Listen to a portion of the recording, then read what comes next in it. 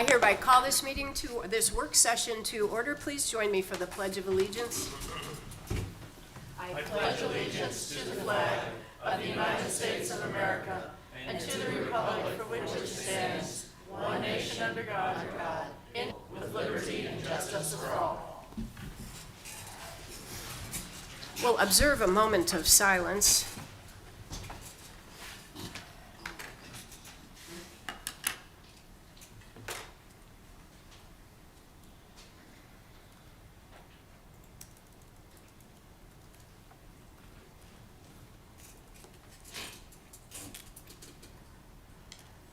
Thank you.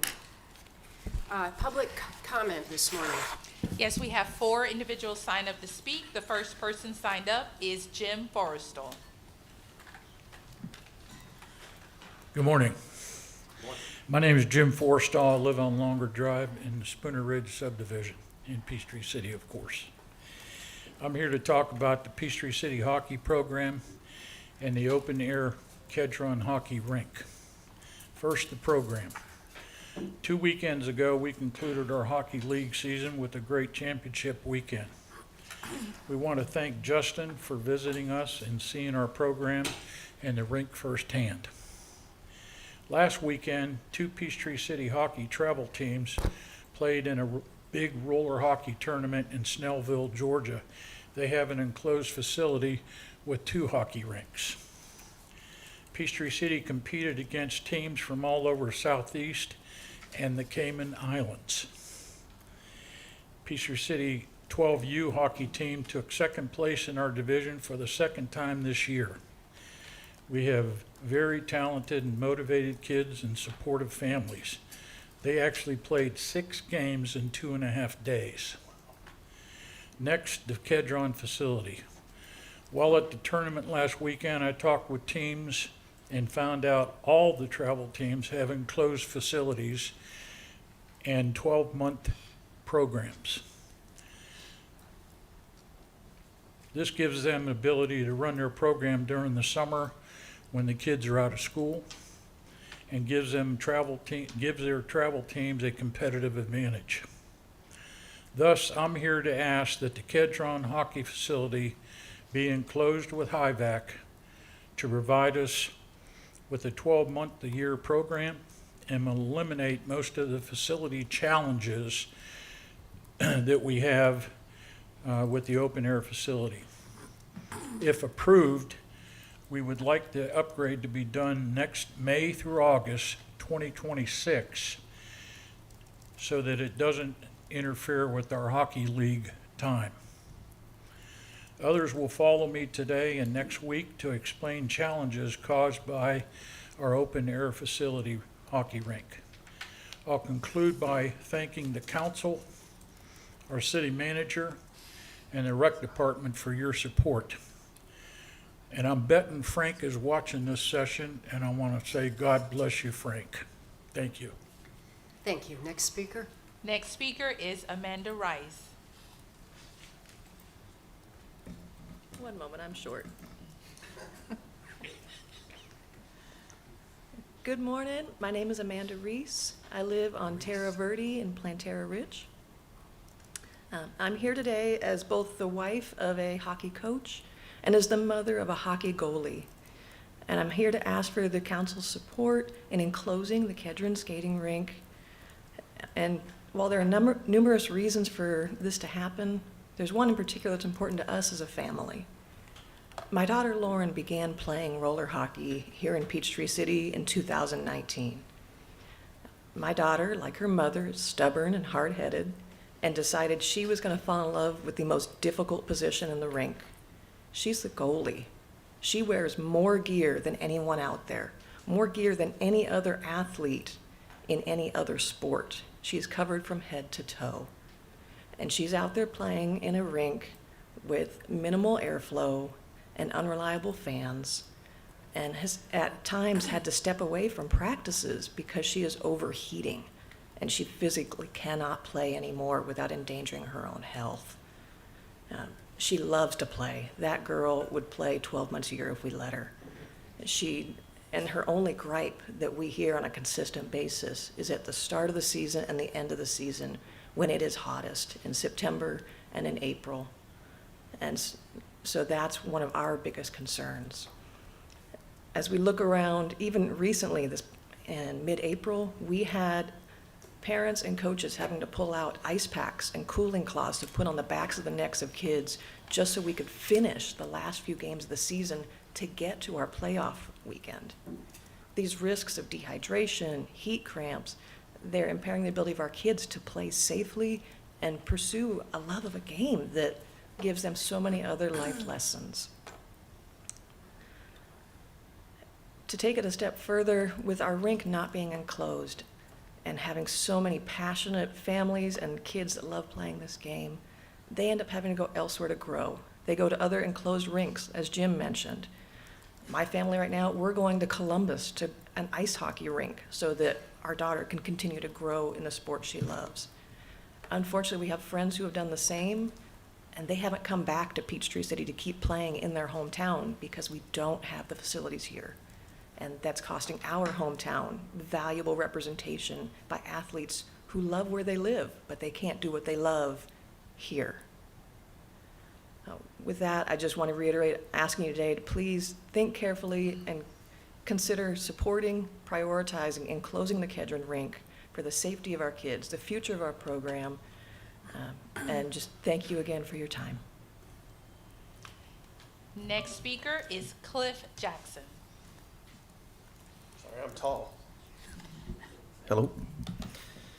Good morning. My name is Cliff Jackson from the Fielding Ridge neighborhood of Peachtree City, and I'm a board member and the director of coaching for the Peachtree City Hockey Association. This will be my 5th year in this position and my 9th year being involved with the league. My son has participated with Peachtree City Hockey for 9 years and my daughter for 6. The Peachtree City Hockey League has a significant footprint in our community, playing an important role in the lives of many Peachtree City families. We have youth divisions from K through 12, travel teams, and an adult league. I have a staff of 40 coaches, all unpaid volunteer parents who want to be active in their kids' lives and in the community. The Kedron Rink has been home to Peachtree City Hockey for almost 30 years and has seen many improvements in that time. However, the rink facility in its current state has 2 glaring problems. First is the fact that on particularly humid days, the condensation on the ceiling causes a significant amount of water to drain down from the crossing roof beams. A wet rink is a significant hazard to skaters who play at high rates of speed and suddenly have no traction to turn or stop. Many volunteers have mopped the rink before the weekend games only to have the floor completely wet again almost instantly. As it stands, we have to simply wait until the dripping stops before play can begin. Games used to begin at 9 a.m., but have been pushed back to 11 a.m. due to the condensation issue. And still, we have delays. With 6 to 8 hours of games on Saturdays, this becomes a huge issue for our hockey families. In addition, the frequently wet surface prevents us from hosting more regional tournaments by organizations such as the Metro Atlanta Roller Hockey League and the East Coast Hockey Organization, both of whom have said they would love to host tournaments at our rink were it not for the unpredictably wet playing surface. This unfortunately results in less exposure to the sport of inline hockey, less revenue for our operational needs, and less revenue for the surrounding businesses, as these tournaments bring in scores of players and their families from the surrounding Georgia and beyond. The other issue is the heat.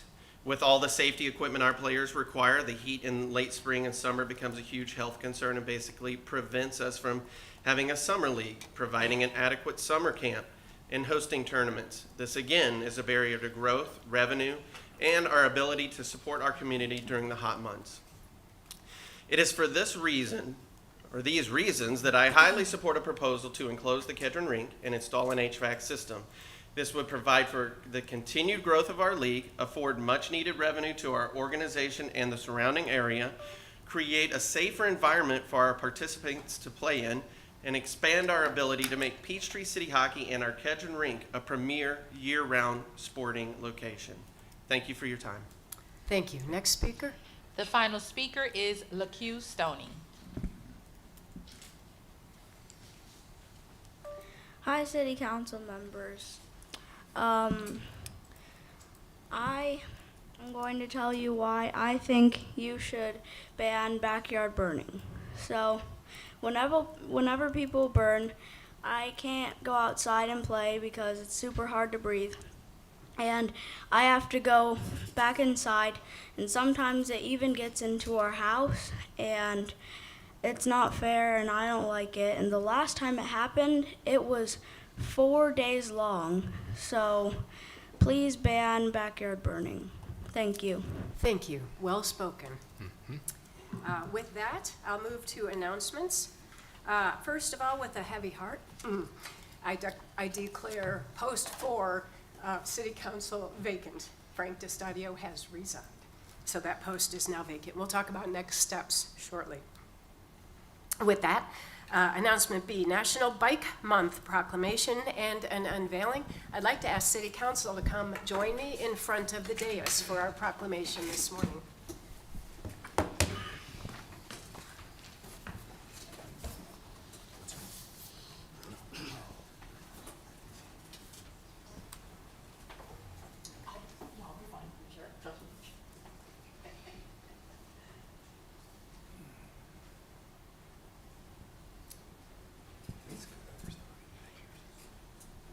Thank you and good morning. First of all, I want to acknowledge that we have some important groups represented here this morning. We have Pettigo, Peachtree City joining us. We have Atlanta Trek joining us. Peachtree City BMX is represented. Southside Cycling Club is represented. And Fayette Bike for Life is represented. And of course, we thank Keith Larson for his continued advocacy for the entire bicycle community in Peachtree City.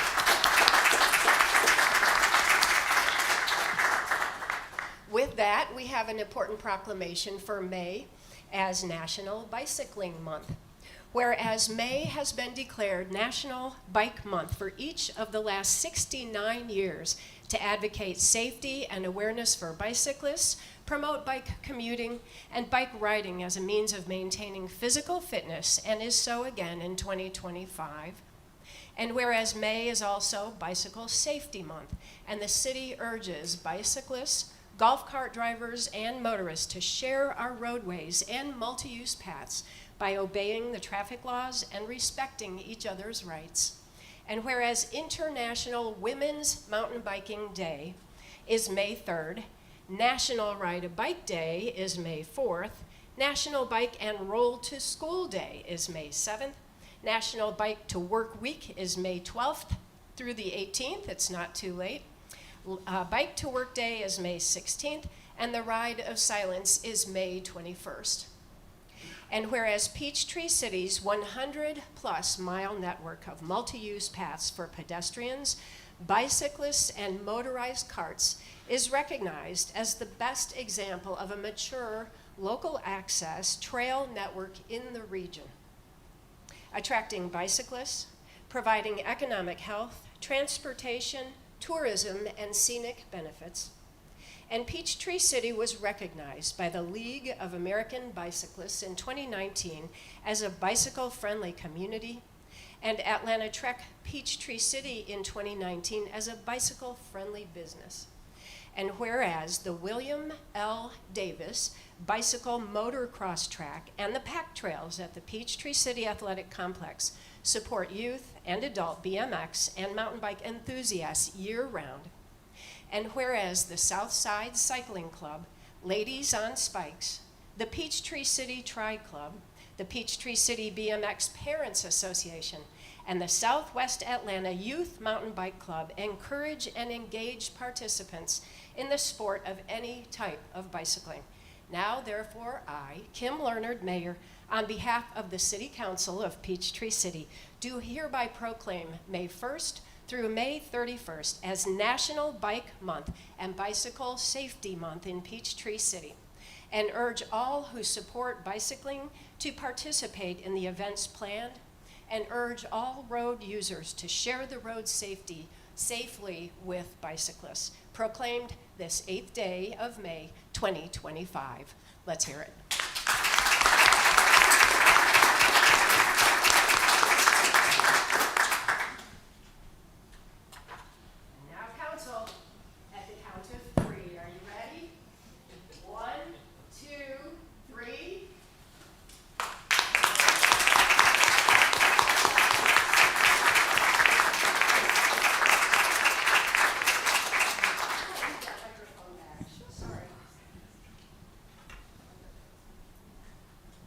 just want to say a little backstory on these beautiful bike racks. There are 30 of these coming into town. We'll see them all over the place. Our staff spent 2 years finalizing the design. It is completely customized. You can see that the font and the logo mirrors our, well, it's not up there right now, mirrors our Peachtree City logo. The colors reflect our Peachtree City logo. These are absolutely custom made with a specific number of pressure points and connection points so that they're sturdy, and we're going to see these beautiful babies all over town here shortly. We have 30 of them, and I want to especially thank our staff who spent 2 years putting this whole thing together. Thank you so much.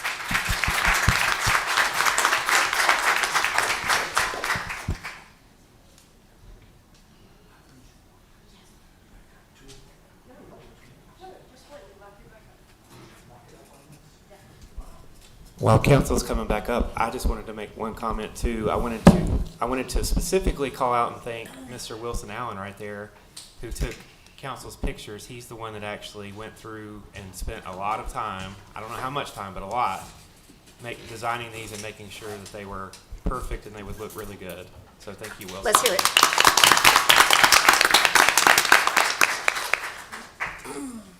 Quick question on that. You just lock your bike to it? I just want to make sure it's not like a place where you can put it in. You lock the bike to this, correct? Correct. Right. Yeah, Thank you. with the chain. Yep. All right. Thank you very much. Thank you all for being here this morning.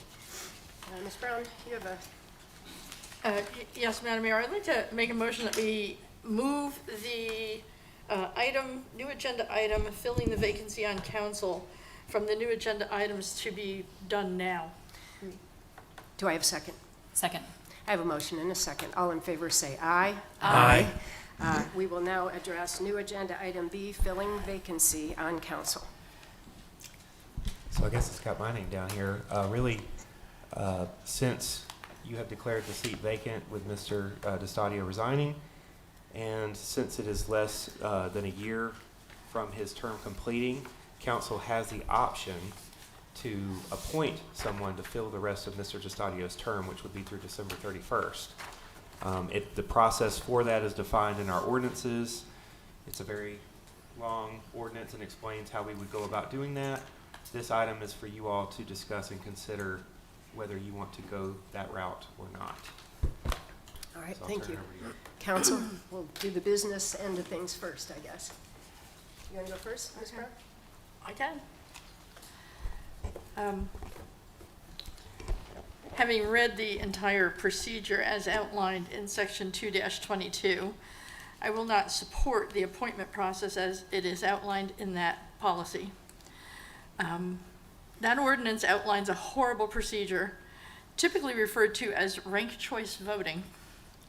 Ranked choice voting is not a good system. You could easily end up with the selection of somebody who is not the most beneficial to the constituents.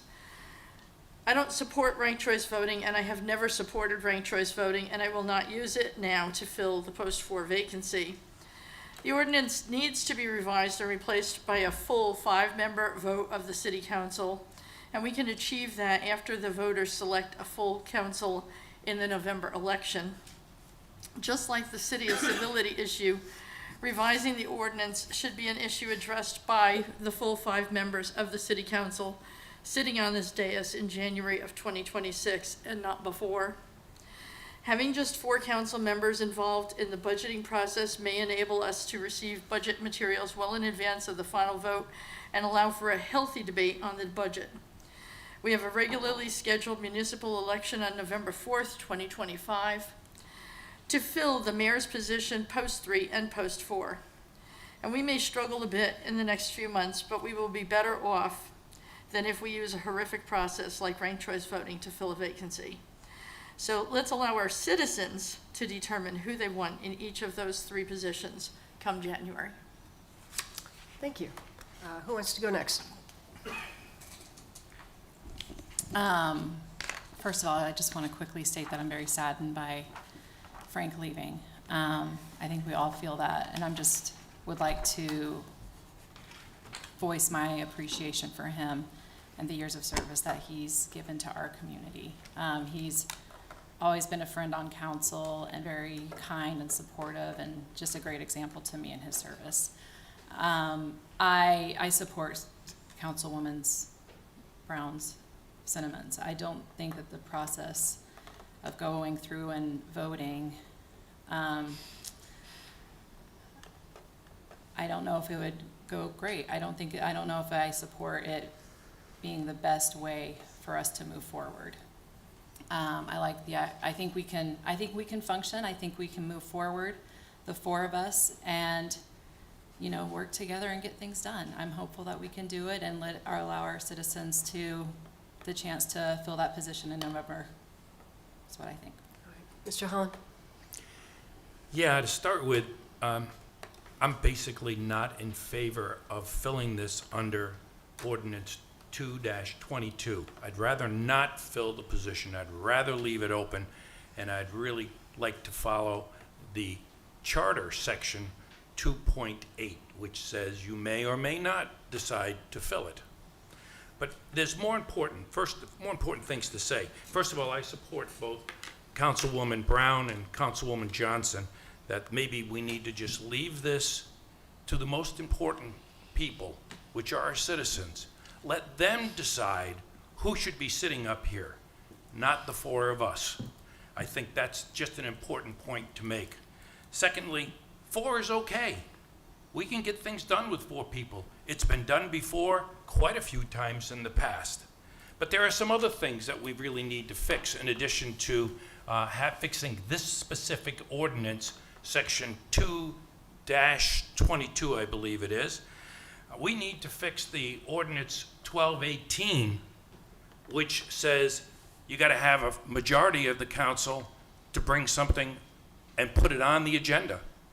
We've eliminated the ability of our citizens to put things on the agenda, which was the way it was in the past. So section 1218 of our ordinances needs to be really revised so that we as city council can put something on the agenda without getting a majority. And lastly, basically, although I support the citizens here and letting them decide who sits on this council, that gives us about 5 or 6 months in which we need to work together. So with that, I'm waiting for the election in 25 and see who sits up here with us. All right, thank you. I'm in agreement. I don't think we need to fill the space at this time. So with that, do we need a motion, Ted, or we're all in agreement that we won't be filling this seat for the balance No, of you'd the only term? need to make a motion to take action, which would be to start the process or to call for a special election. So absent that, the seat will remain vacant. All right. Any last There's questions? nothing legally required to be done. All right. Mr. Holland, I know you had some comments that you wanted to share about our friend and colleague. Yeah, I just have a few. This is regarding Frank DeStadio, who's a very, very close friend of mine. His family and I, his wife and I, and my wife, we go out for dinner. We do enjoy our company together.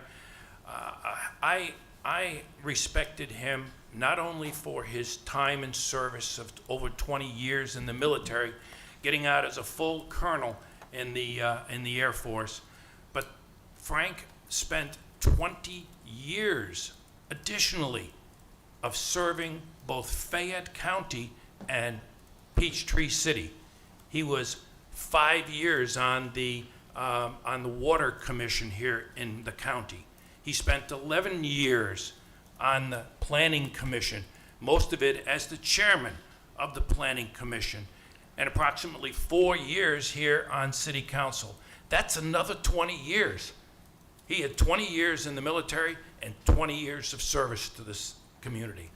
I think we all owe him a great debt of gratitude for what he's done, not only in supporting some of the things that we are now enjoying in this city, but going on in the future, he has made his impact on all of us to be upstanding, truthful, and basically honorable to the codes and ordinances of this city.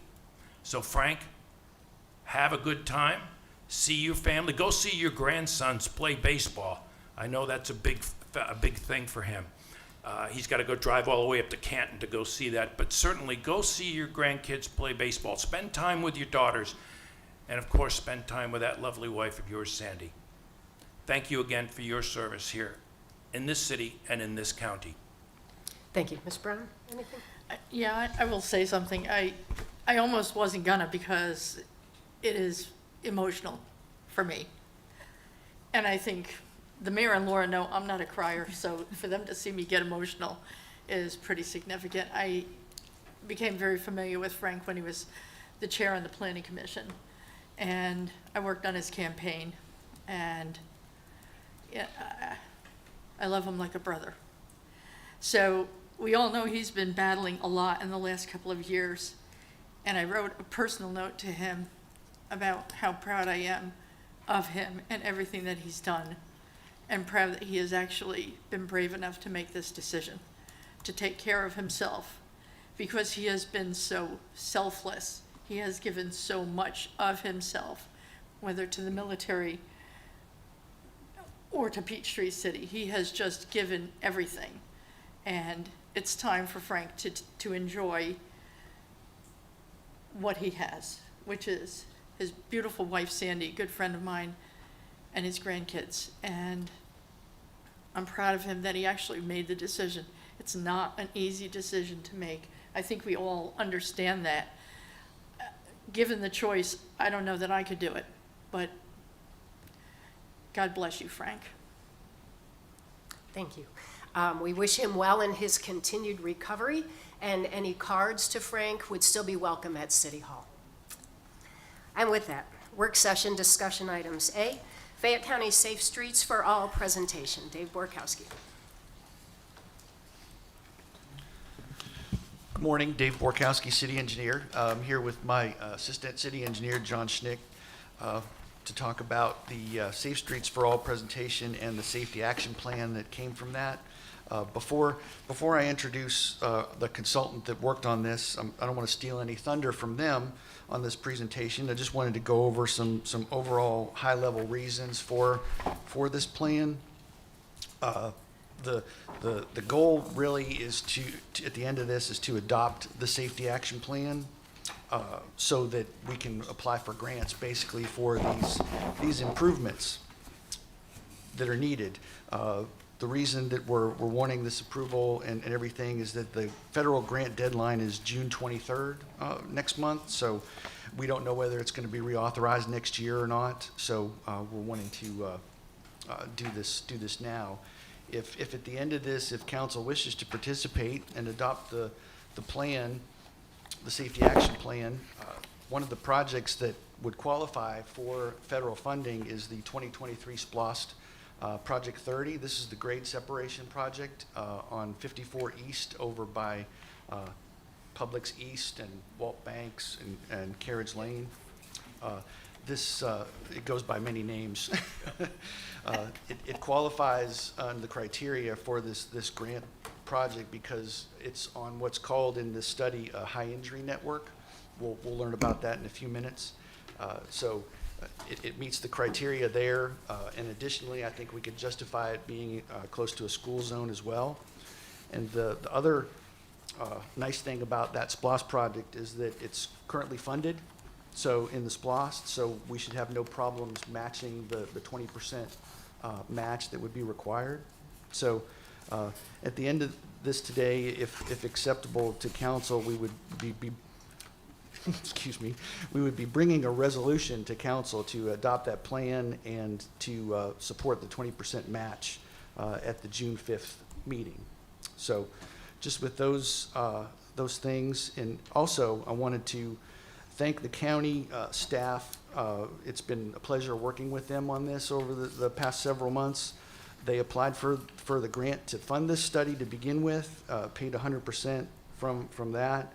And they're also going to be covering the applications as well, the cost of the applications to go to the FHWA for this. So I just wanted to point that out.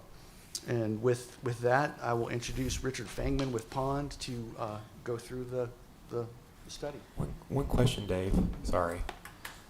For when you would bring back the resolution, Could we bring it back at the next meeting next week, or it has to be June? Is it- I don't know that it's drafted up yet, Okay. the resolution, so The that's why I county's was saying. drafting, the county's drafting it? Yes, Okay. yes, that's why I was thinking June. All right, well, thank you, David, and yeah, just it's definitely been a pleasure to work with you, the city, with David, and with the county. Paola Kimball is here with Fayette County. She's the project manager for the project on behalf of the county, and I know Clint, you've been involved a lot in this process as well, Councilman Holland, and a lot of other folks from the Transportation Committee, which is made up of all the cities and the folks there. Also Keith Larson, also who's here from the bicycle and from your Transportation Committee, has been involved in this a bit as well. So a lot of work has gone into this from the community, and I feel like this is something that will hopefully make a difference in safety for transportation in the community. So just give you a quick overview here. I know you have a lot on your agenda, so I'll try to kind of step through, fairly quickly, but happy to answer questions and things we get. So just a quick overview of some of the things that some of the major milestones here. So we kicked off the project in April of 2024. Have been kind of working through, and in fact, the next three things that show in progress are just about completed, putting the very final touches on the safety action plan development, which is the baseline conditions report, also doing a lot of analysis of safety. We'll talk a little bit about that. And then also developing a list of projects that would help to reduce crashes for basically injury and fatal crashes. So this is related to all crashes that would happen in your community, but really trying to target what are the things that are causing injuries and fatalities and how can we reduce those. This is all part of the Federal Highway Administration process that funded this grant, which is a safe, they call it a safe systems process. So it sort of recognized the idea that there are things that can be done on the roadway for infrastructure to help safety, but also things that can be done through the community. And so part of the recommendations here you'll see today are projects, but also going along with this, will be work through the Transportation Committee some programmatic things and some educational components that can be rolled out to help try to raise awareness for safety and work on programs over time. So just the projects that come out of this aren't the only thing. The idea is that this would be an ongoing sort of program that could be continually worked. Public engagement. So we did a lot of engagement, had public meetings, met folks in the different parts of the community, but also had an interactive mapping tool where people were able to provide comments and dropping pins. These are just showing some of the locations where folks put comments down within Peachtree City and kind of some of the surrounding area there. So we had about 51 comments from Peachtree City, and we had a couple hundred overall from the county and all the cities.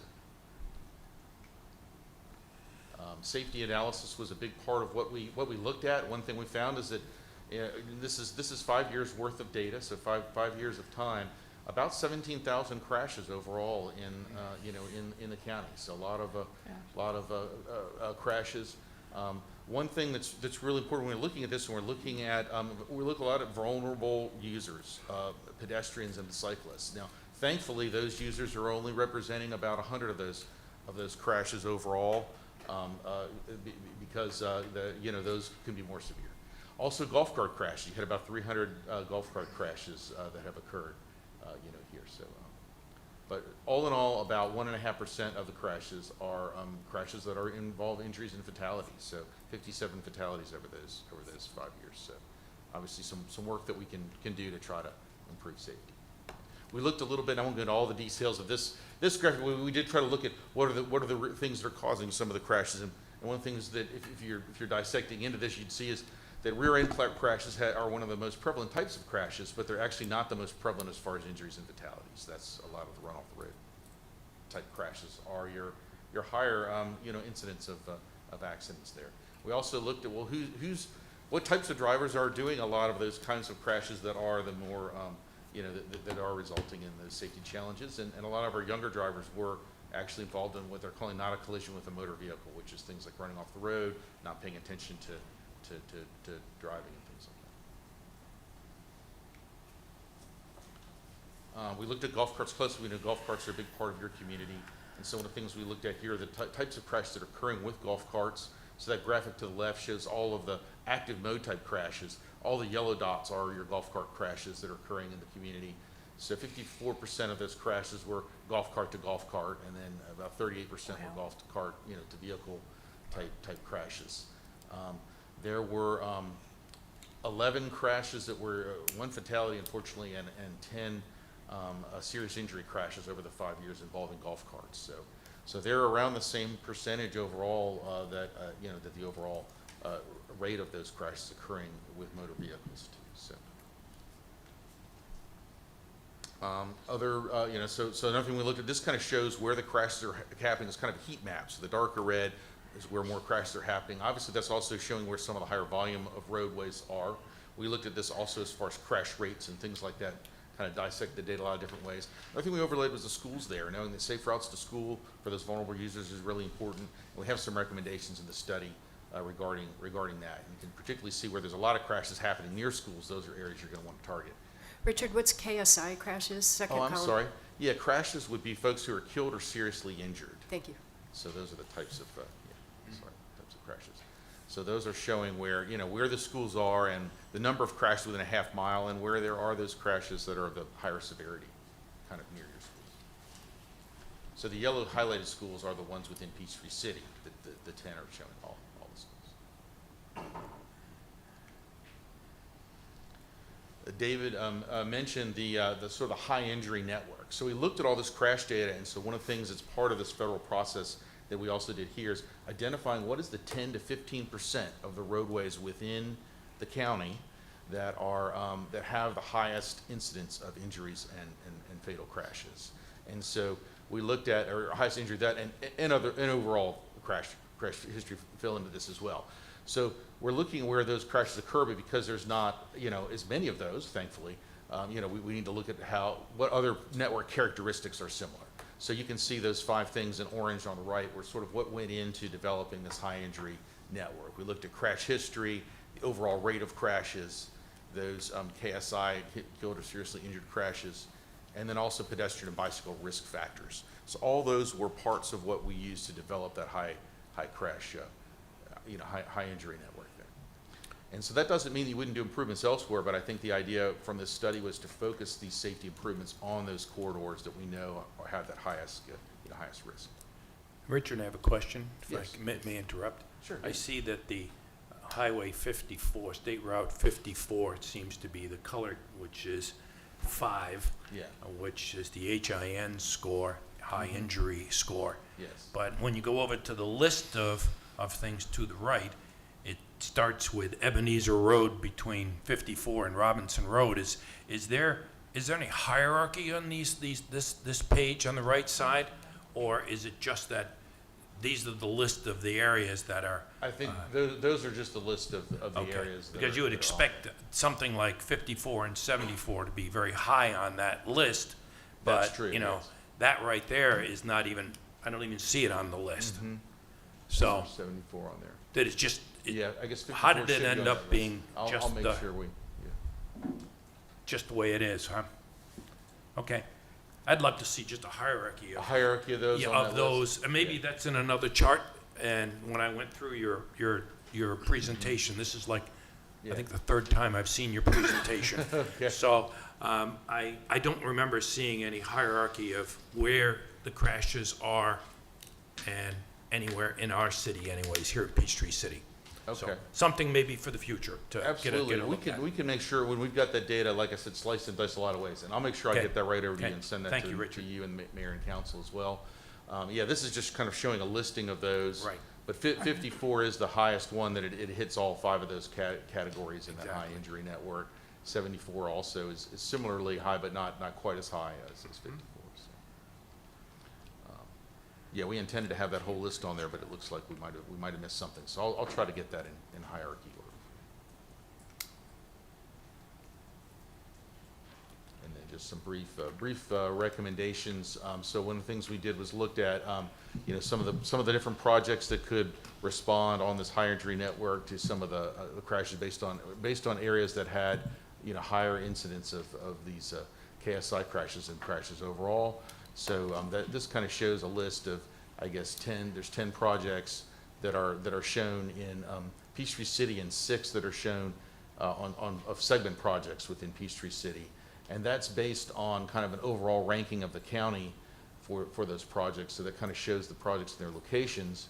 But this next map kind of shows, if you look at all of the ones that are highlighted, those are ones within Peachtree City and kind of where they fall with the top prioritized locations within the county.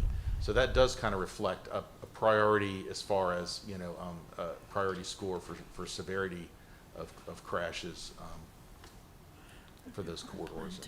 So.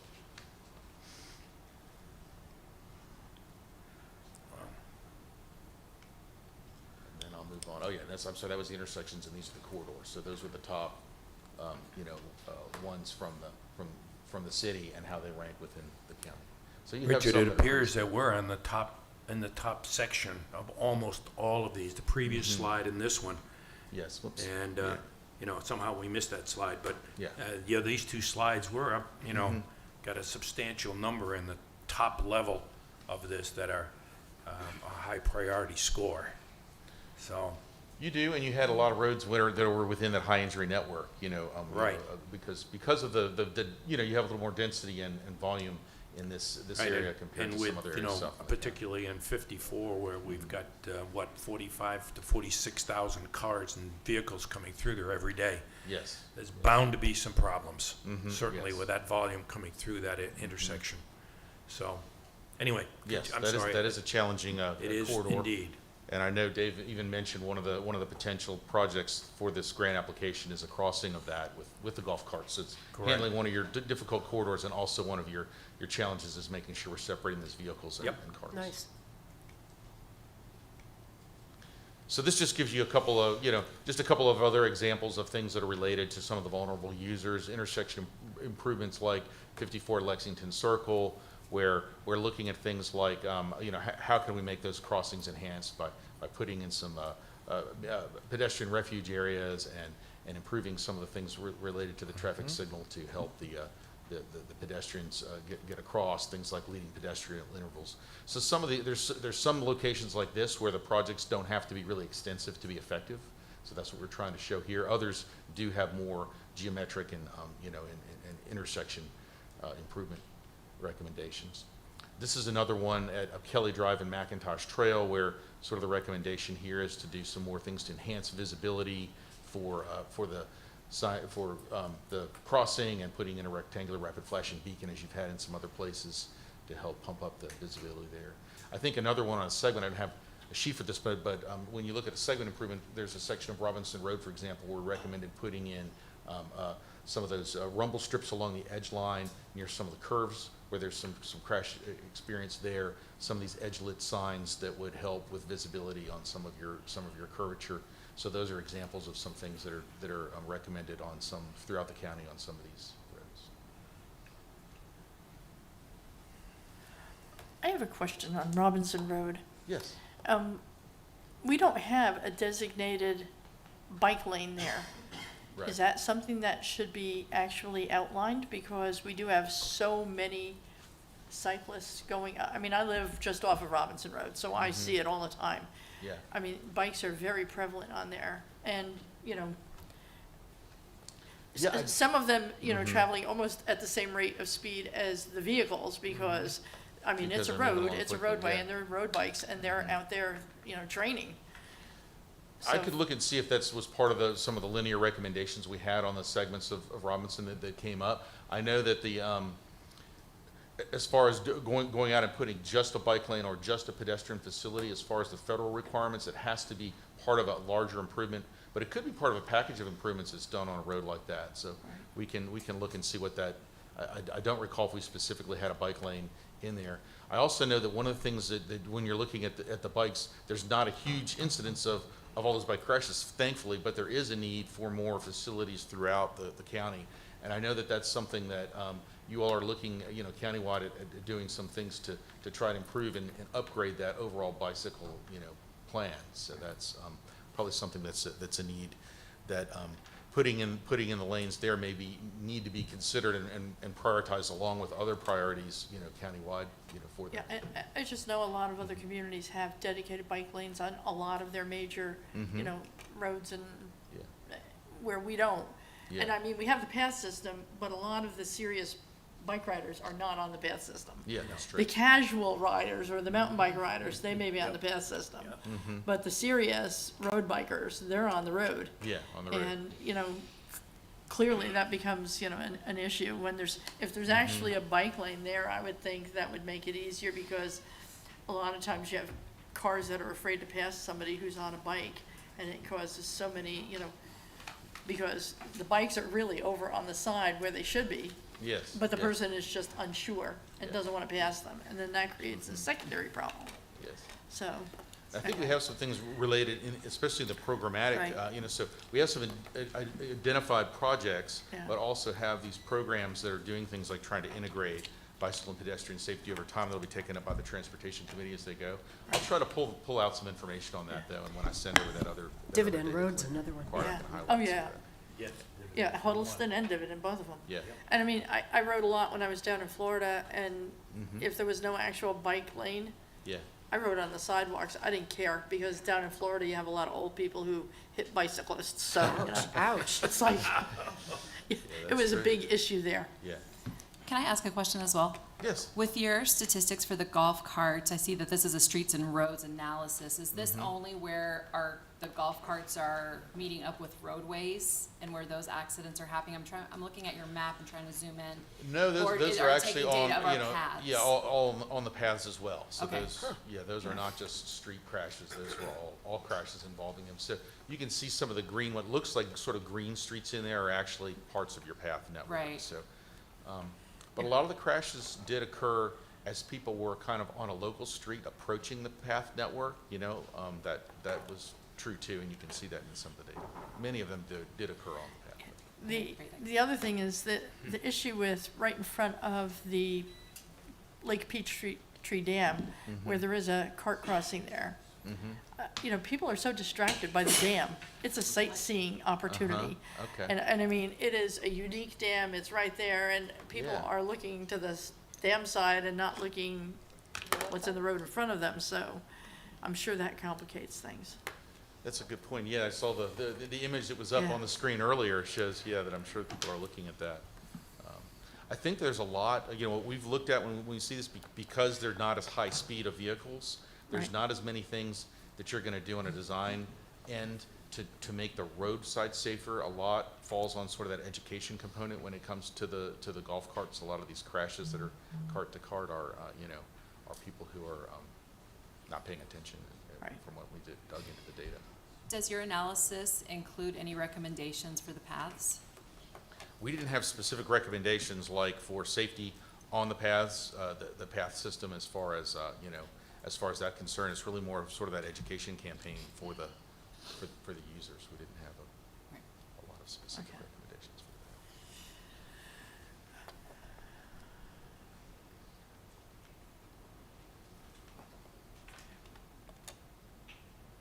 So I don't know if that helps answer your questions. And the thing to remember too is a lot of this is that ongoing project. We're looking at all the grant applications now, but also this will be something that's taken up all the time with the transportation committee. So if there's other aspects and things that need to be done, that's also stuff that can be looked at, kind of regularly with it as it works. Anything else? Do you have more to present, Richard? Oh no, that was all. That was the last Yeah, one? yeah. I have a few questions. and- Yeah, go ahead. Go ahead. Madam Mayor, is Yeah, that sorry. okay? Yes, absolutely. Okay. We all know that June 26th will be upon us very quickly for us to get all of the paperwork that's necessary to get hopefully, the federal grant from, highways and, I The forget the Federal name. Highway Administration. Federal Highways, okay. There's a lot of people that are going to be going for that, so we're going to be pretty spot on with our paperwork. And I looked at the amount of paperwork. I mean, there's got to be, 8 to 10 different forms that need to be filled out, and a lot of dialogue and a lot of writing to be done. Is that all going to be done by, are you getting involved, your company getting involved, or is this going to be strictly on us and the county to put that paperwork together? No, we're involved with that. We have our folks Okay. working on all those forms and basic stuff. We're trying to work with you all to, and the other cities to make sure we get kind of the list of projects finalized by the end of next week. That gives us time to make sure that that is all, that the write-ups associated with that gets all plugged in. Good, well, that's important to get, if we miss the paperwork, all of this is for naught. We'll Yes, get that's right. nothing out of it. Yes. And we're gonna be having to compete against a lot of other cities around the United States and counties around the United States that are gonna be going for this grant money. Second question, how involved is GDOT in with this project? I know that this is really federal, not state, so I know that they're kind of set aside. But, I respect the people at GDOT. They got some sharp people in there. Yes. And have they gotten involved at all in helping us out, or has it been at arm's length? They've been involved as a stakeholder in the process. Okay. As far as the funding has worked, it has come directly to you from the federal highway. So this is funding that doesn't go through the Atlanta Regional Commission or GDOT per se, but they have been involved as stakeholders and are supportive of these improvements that are. So we'll be definitely getting this directly, if we are chosen. Yes. We get it directly from the Federal Highway Fund and not through the county or not through the state or not any ARCs or any of that. It's directly to us from them. Did I understand that correct? Well, it would be to the county, so you and the Oh, it's cities go to are the county. applying through the county for the funding, because similar to the other grant funding that came down, which was to the county Correct. with all the cities involved, this application will be a county application with the county and all the cities. And so the funding will go through the county to the city, because they'll be. And you said the grant applications, the cost, I think I wrote it down. The cost to cover the application fees, are there application fees, did I understand that correctly, will also be covered by the county? Yeah, I don't know, is there a fee, Paola, I don't know if there's a fee, it's more just the time and effort to put it together. Good morning, lift that up so you can be more comfortable. My name is Paola Campbell. I'm a transportation engineer for Fayette County, and I've been working with Dave and Richard on this. It's my understanding that the application is already in the scope that has been part of the safety action plan. So which we are covering the 20% of. But and the county has covered all that? Correct. Yeah, wow, okay. And we're getting that 80% reimbursed by FHWA, which is Federal Highway. Thank you. You're Uh, May I ask Paola a question too while you're there? Yes. Are you going to be the one who's going to be the central figure to make sure the paperwork comes through your department out to the federal government for these grants?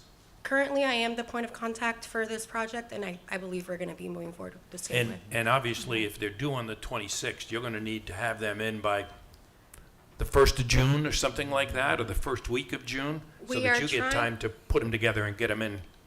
Correct. We're trying to finalize all projects, like Richard said, hopefully by next week. Okay. That way we have all the cost estimates and budgets for all the projects, and that way they have time to fill out all the forms and the narratives for every project. Yeah, and our goal obviously is to get this done a few weeks ahead so that they've got time to look at it. You don't want to be the last day No. uploading stuff to the FHWA website. That's not a good thing to do. So we need to make Exactly. sure that we're updating that, uploading that, a few Thanks, days to a Paola. week You're ahead. welcome. One last question, it's kind of not on the subject of the federal grants, but in your whole, you did a bit on speed and speed cameras and, variable speed and stuff. I didn't really see whether or not you were going to look at speed limits as speed limits on either collectors or city streets or on arterials and those kinds of things. I know some of them are going to be GDOT, particularly on the arterials, but the collectors and the city streets, that's ours. Right. That belongs to us. Yes. Was that looked at throughout the county as far as the actual speed limits on these kinds of city streets? We didn't do a comprehensive review of reducing the speed limits on the city streets. We focused a lot on where these high injuries were occurring, and we tried to look at what they had that were sort of federal, what do they call proven safety countermeasures, And I know the reduction in speed is something that can be done. One thing that we were looking at was more the enforcement and the awareness by using those speed trailers and things like that to try Yep. to raise the awareness there. I just didn't see those anything in there in speeds. regards Yeah. to speed limits and reduction of speed limits for safety reasons, particularly because Peachtree City is not known for sidewalks. We're known for our path system, our multi-use path Right, system. yes. We don't have sidewalks per se.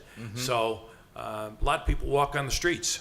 So it is a safety issue in our community. May not necessarily be throughout Fayette County, but certainly in our community. Okay, So, on but those I didn't see anything in there, and I guess that just didn't make the cut. Yeah, we didn't do a comprehensive look at all those Okay. speeds. But I'll look and see again what was addressed in our programmatic responses, Okay. because I I know think we had Paola I sections will also add related to that, speed. we're looking at traffic calming countermeasures instead of reducing the speed where we've already designed the roads, they're, all of them are straight. Instead of being reactive to what we already have, we're looking at being proactive in slowing the people down on our roads. I like that traffic calming, whether Traffic they're, calming measures, say, a correct. speed bump or some rumble strips. Roundabouts, correct, Those kinds of things. wider edge lines, things that will help the driver slow down physically, Yes. like roundabouts. Great. Yeah, versus just a sign. That's all I have. Anything else? Any other questions, concerns? If we have any questions or concerns, this is time constrained, and now would be the time to bring them up while Richard is here this morning. Everybody okay? No, I'm just really happy to see some of this stuff moving forward. Yeah, all right. I mean, we need it really badly. That's a great thing the county has done for us all.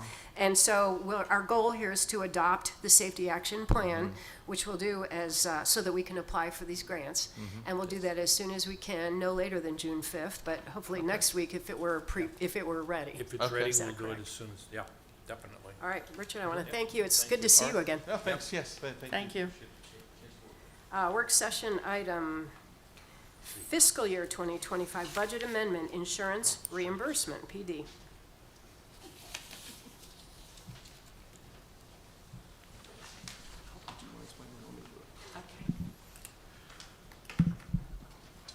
Good morning, Madam Mayor and Council. I'll probably let Kelly do the explanation of how it actually works. I'll just explain why we're here. Occasionally, police work is a contact sport. Things get damaged. We get in vehicle crashes and things like that.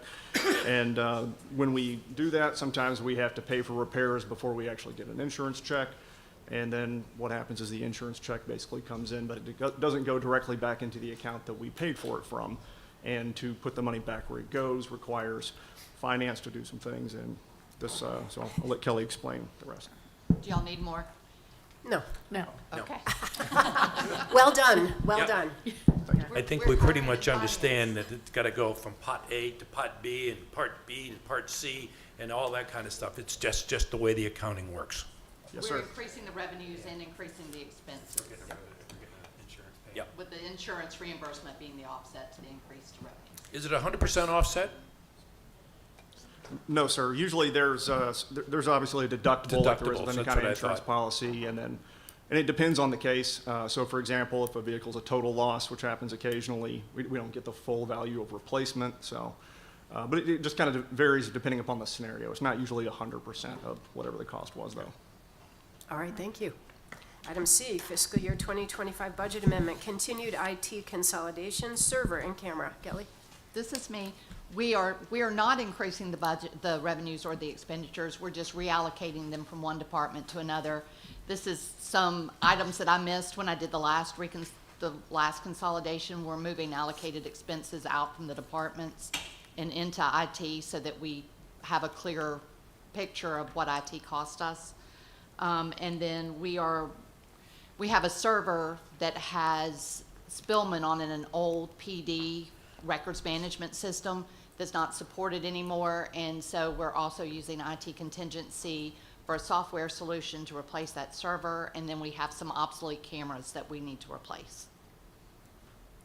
All right, do we need a motion to approve? No, this is just a, Work session. Thank you. it'll very be on much. the next agenda. Question on Of this. course. Obviously with obsolete stuff, when I hear that word repeated, not only in the computer system, but also in cameras and things like that. do we actually remove the obsolete, delete the obsolete if it's computer, remove it, get it out of our system so that, God forbid, somebody finds a window to get into our system through these old things, they can get in. We're very and- safe. So We we're pass very all safe kinds with of that. audits and checks, Good. and we wipe things, And we do get rid of them, and we actually Yes, sir. delete them and take them out of our system. Excellent, thank you. All right. Work session discussion item D, fiscal year 2025 budget amendment, back to school bash sponsorship donation. This is Pregasi Dental Office, Orthodontics, I think they're DMD, donated $2,000 for our back-to-school bash. And again, it's increasing the revenue and increasing the expense. Thank you, Dr. Bragasa, Thank you. for the $2,000 donation for our back-to-school bash. Next item, Mead Lacrosse Field irrigation renovation. Harold.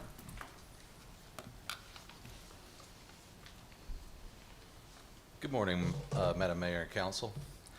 Here this morning to discuss the Mead Field irrigation replacement. We have received 3 quotes, with the lowest quote for this renovation being $44,950 from AABI Company. We are going to be renovating an irrigation system at the 2 lacrosse fields that is over 40 years old, that is well overdue for this. This recommendation, we actually spoke with the Lacrosse Association, who we have an agreement with, and this was something that they specifically asked for. So therefore, we're wanting to allocate TPD funds to cover this cost. Okay. Questions, concerns? I have a question. I have two. Oh, you go first, Clint. The only thing I want to make sure that we have in our contract, if we decide to go with this, is it AABI Company? Yes, sir. I want to make sure that there is some type of statement in there as far as a warranty, that if there's an issue, they come back and they fix it. We've had things come in front of this council where they did not do that for some of the private people here in our city. I want to make sure that the city is fully covered under warranty and make sure that it gets done correctly if something should go amiss on the irrigation system. Yes, sir, because we have actually specified with all 3 of our quotes that we received, we actually specified Schedule 40 piping, Okay. brass irrigation valves so that they're not plastic, they won't rupture as easily. Good quality controls, we recommended Hunter irrigation heads as well as Hunter irrigation timers for this project. Good. But if there is, they're going to be doing the installation. Correct. So if there's an issue, even though you got good materials going in there, it's Correct. not installed correctly, Yes, or sir. the piping glues don't work and something breaks, and I don't want our people going to fix that. There should be a certain time limit on warranty. Is there on that one? I don't know. I Is do it not like have a that on- year or 2 years or whatever? Typically, there is some type of warranty. I'll have to get with AABI, with Okay. Mr. Leedy about that, about this project, but I will gather that Yep, information for you. have that for when it does get approved I at the will. next meeting. Yes, sir. Okay, That's all I have. my question is kind of related, but not related, but, okay, so what I learned a few days ago by talking to Justin was that, all of our athletic fields are irrigated, because first I questioned, do we really need this? Yes, ma'am. But apparently we do. So the question that I have though is there one irrigation company that we've established any kind of like a running, working relationship with that may have bid here that might be a better option to stick with this, a company that we've worked with that has done well? Is that a consideration or? In the past, these are the original irrigation systems when the complexes were actually built, that were actually going in. So the initial designer, whoever the city used to contract that out initially, those are the ones that actually installed these. All the repairs that have been ongoing with these facilities, I have completed for the past 20 years, a lot of them myself. Yeah. So yes. Okay. Yeah, mostly I have, 2 staff that are dedicated to irrigation repairs and maintenance. This is a major lifeline of our side and our turf. So a lot of the things that we're fulfilling in-house, we have actually installed a couple of irrigation systems on our own. They're very time consuming.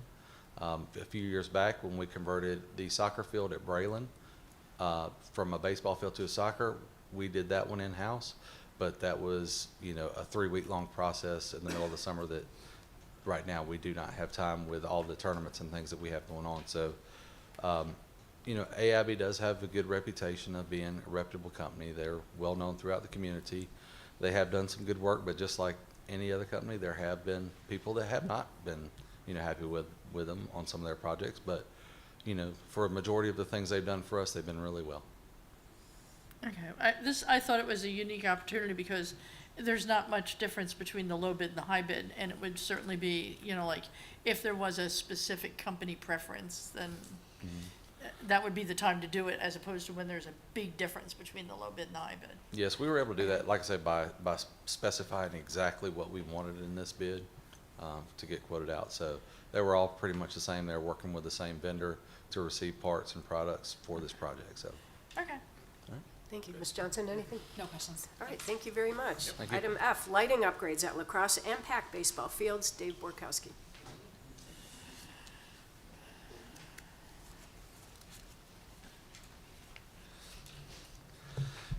Yes, for this project, you'll recall that this was previously bid and awarded contingent on the contractor showing that they could satisfy all of the technical requirements in the bid. However, after a detailed review process, we determined that they did not meet the specifications. So we circled the wagons and worked with our consultant and changed some of the specifications in the bid. So we reissued it, and we received bids back on the 1st, and we're currently reviewing those bids right now for compliance, and the apparent low bidder is still Georgia Power at 1.1 million. There is sufficient funds to do this lighting and to cover the cost of construction. And I failed to mention that this is for the lacrosse fields and the lighting at the PAC baseball fields. So we should have a recommendation next meeting.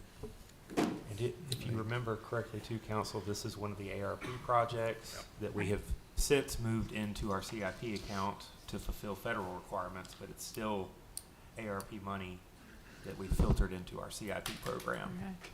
And it's to convert the existing lighting to LED lighting, correct?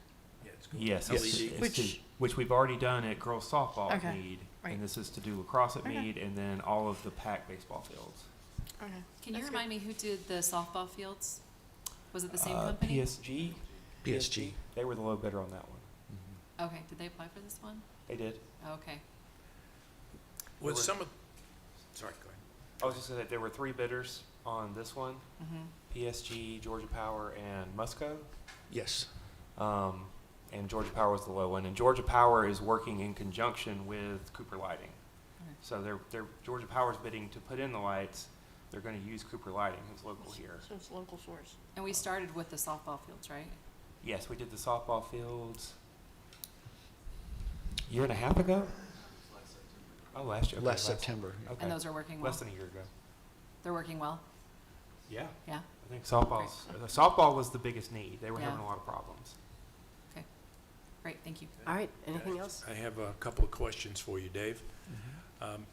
Was some of the technical issues about the spread of the light, I remember there was a discussion on that. Yes. Was there some type of lighting fixture now that can narrow that, or did we just gonna let it go to spread the light and just deal with that? It was with the horizontal and vertical spread of the lights. Yep. They were not able to meet the specifications of 0 lumens at the property line. So after evaluating that with our consultant and talking with all of the vendors, we decided that it was best to not make it 0, basically, because it's almost impossible to do that. Yeah, technically the- impossible. Given the constraints. But to caveat that, what is going to be out there is less light pollution than there currently is now with the current lights. Correct, at the Correct. lacrosse fields. Okay, so that's good. We've actually improved it, not necessarily to a 0 specification, but a good improvement. Second question I have is, and I think I've been saying this for over 2 years now, is are we ever going to get lights on the men's softball down at Meade Field? That has been without lights since two city managers before this one here. Comments? Well, and my answer to that is the same as it's been, is if council wants us to bring those lights back, we will.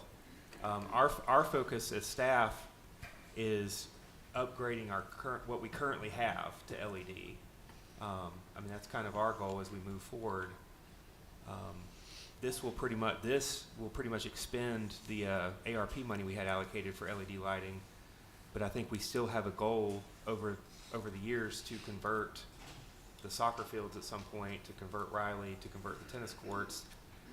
But we really wanted to focus. The reason we did softball, lacrosse, and baseball first is because they are smaller balls that move in the air, and so better lighting. You know, instead of, I mean, I know soccer balls go in the air too, but they're bigger balls, and they, you know, a baseball up in the air that goes as high as the lights themselves poses a little more danger to the kids, and you know, we want good lighting out there. But to go back to your point, sorry that I rambled. To go back to your point, if council wants us to do that, we don't have any funding to do it, but it's more of a question for you all. Well, it appears to me that we seem to be doing all the other ones, and everything from, you know, soccer fields to baseball to women's baseball to all of that. And, you know, we are eliminating a big segment of the population that wants to play softball that are men. And it seems like everybody else is getting a cookie out of the cookie jar, but not the men. They've got to go out there and play during the day. They can't play at night because there's no lights on those fields at all. Also, just for the record, they're adult leagues, right? I'm like, Yes, I had friends yes. who played on it. It's men and women. Yeah. Just Oh, it is both men for and the women? record. Okay. Yes. And for the record, Yeah. I think it was 2019, the poles that were out there on the 3 adult softball fields were decrepit, and one fell over, could have hurt somebody, and instead of replacing them at that time, the administration decided to remove them and remove lighting. And we had 72 adult softball teams at that time that either disbanded or went to Coweta County. Yeah. So that is the history, and here we are now. You want to spend money on, you know, we basically don't have a night program there for that reason. We can spend money on that, or hockey, or, you know, we're going to have to balance. I know we got priorities on different So- ones. Yeah, so- I understand that, but I just want to make sure it's said out loud so that the citizens know we're not trying to, we're not trying to forget these things. We're actually trying to move them forward. All right, anything else on lighting upgrades at La Crosse Impact? No. Anything else, Mr. Holland? No. All right, item H, Connected Vehicle Program. Thank you, Dave. No cost lease agreement. Yes, this is quite an interesting project. We've partnered with GDOT over the past couple of years to put infrastructure into most of the signal cabinets in the city to provide for future technology. Basically, it's technology that's compliant with what the major auto manufacturers are putting in their new vehicles. So someday in the future, they'll all be able to talk to each other and talk to the signal cabinets and all that kind of stuff. So that's kind of what started this whole thing. But another benefit to this technology is signal preemption for emergency vehicles. So the fire department or police department can hit a button in their vehicle and the lights basically turn green in the direction that they're going. This is something that I grew up with up north. They've had it for years, but and that's what this cost lease agreement deals with, is working with them to get at no cost to us some equipment to test in our police and fire vehicles, where we can see if we like it or not. And if we do, then we can pursue in the future purchasing this equipment in all the vehicles if we choose to do so. So this is just an agreement so that we can move forward with testing for them to see if they like it. So at this time, it's no cost because we're not buying anything. Correct. GDOT is putting equipment into test. Yes, we would put transmitters in a couple police vehicles and in an ambulance and a fire truck, and see how it works. See if they like it or not. The equipment goes in the vehicles. Yes, it goes in the actual police cruiser and ambulance and whatnot. And we had GDOT come down and meet with our fleet folks and with representatives from police and fire to look in their vehicles and take measurements and all that stuff. And it'll fit, it'll work. got to put some more holes in the vehicles for antennas and whatnot. So we don't want to do that with the whole fleet right away. We just want to test it and see how it works and if it does work for our purposes or not. So if we work with GDOT, and I think this is the reason why we're working with them, because if we need to control some of their lights, their traffic signals from the police and fire and ambulance, they will have some method like they need to get through that light. Press the button, the thing will turn green for them so that they can proceed through that. I'm used to that up north. We had that on almost every vehicle up there. So I'm definitely been in favor of that because particularly for the first responders, they need to get where they need to get as quickly as they can. So certainly no problem with me. Any questions or concerns? No, unless Chief Murphy wants to speak. I mean, you don't have to speak. Yeah. You don't have to speak. I mean, if you want to get up and really push this, that's fine too. He wanted to know if he could put one in his personal vehicle. There We you said go. I did ask that question. If he gets one, I get one. Do you know how many vehicles they're gonna be trying and the different types? Just a couple each. I would start with an ambulance and a fire engine, and then a couple police cruisers, and start from there. Thank you. Any other questions, Yep, concerns? that's good. Thank you. Item I, multi-use bridge, B18/Cedar Croft path fencing replacement. Okay, this project, you're probably familiar with this bridge. This is the multi-use path bridge that crosses over 74 North, close to where the Mellow Mushroom is. It's just south of that. That bridge, very high in the air to get over 74 and the railroad and all that. And it has a very long approach to it that has a very battered and old chain link fence, basically on both sides of the path. Needs to be replaced. The goal with this was to come up with obviously a better system for dealing with the golf cart impacts and all that sort of thing, and being in compliance with AASHTO and pedestrians and bicyclists and all that stuff. So we came up with some alternate guardrail designs for replacing this, and we put it out to bid. Unfortunately, we had four bidders show up, which was a good response. The issue is we only received one bid, unfortunately. So we started reaching out to the folks. We reached out to one company, and they said they just missed the deadline because they couldn't get their bonding stuff in time. Their what? Their bonds. Oh, gee. Their bonds. So they probably missed it by 15 minutes or so. We're going to reach out to the other folks that were there at the bid meeting as well and see what their comments were, and we'll see if we need to tweak anything or whatever, but we'll probably put this back out to bid. Yeah, we don't, usually when we only get one bid, since this item was on the agenda, I wanted to keep it on there just to let you all know. Right. But we don't usually come back and recommend if we only get one bid because we want it more competitive. So we're probably going to reissue it, and you won't see this again until later. All right, thank you. One quick question, David, is the repair going to be, or replacement going to be on both approaches to that bridge, both on the east and the west side, or just one side? Just the one side, the Just the long one side side. for right now. Okay, thank you. The west side. That'd be the west side, over the McDuff Going side. down towards McDuff. Up, yep. Thank you. If you've been there, that chain link fence is real beat up. All right, anything Okay. else? Item J, construction bid for City Hall renovations. Okay, this project is all part of the ARPA funding that Justin had talked about earlier, where we transferred it over to the CIP.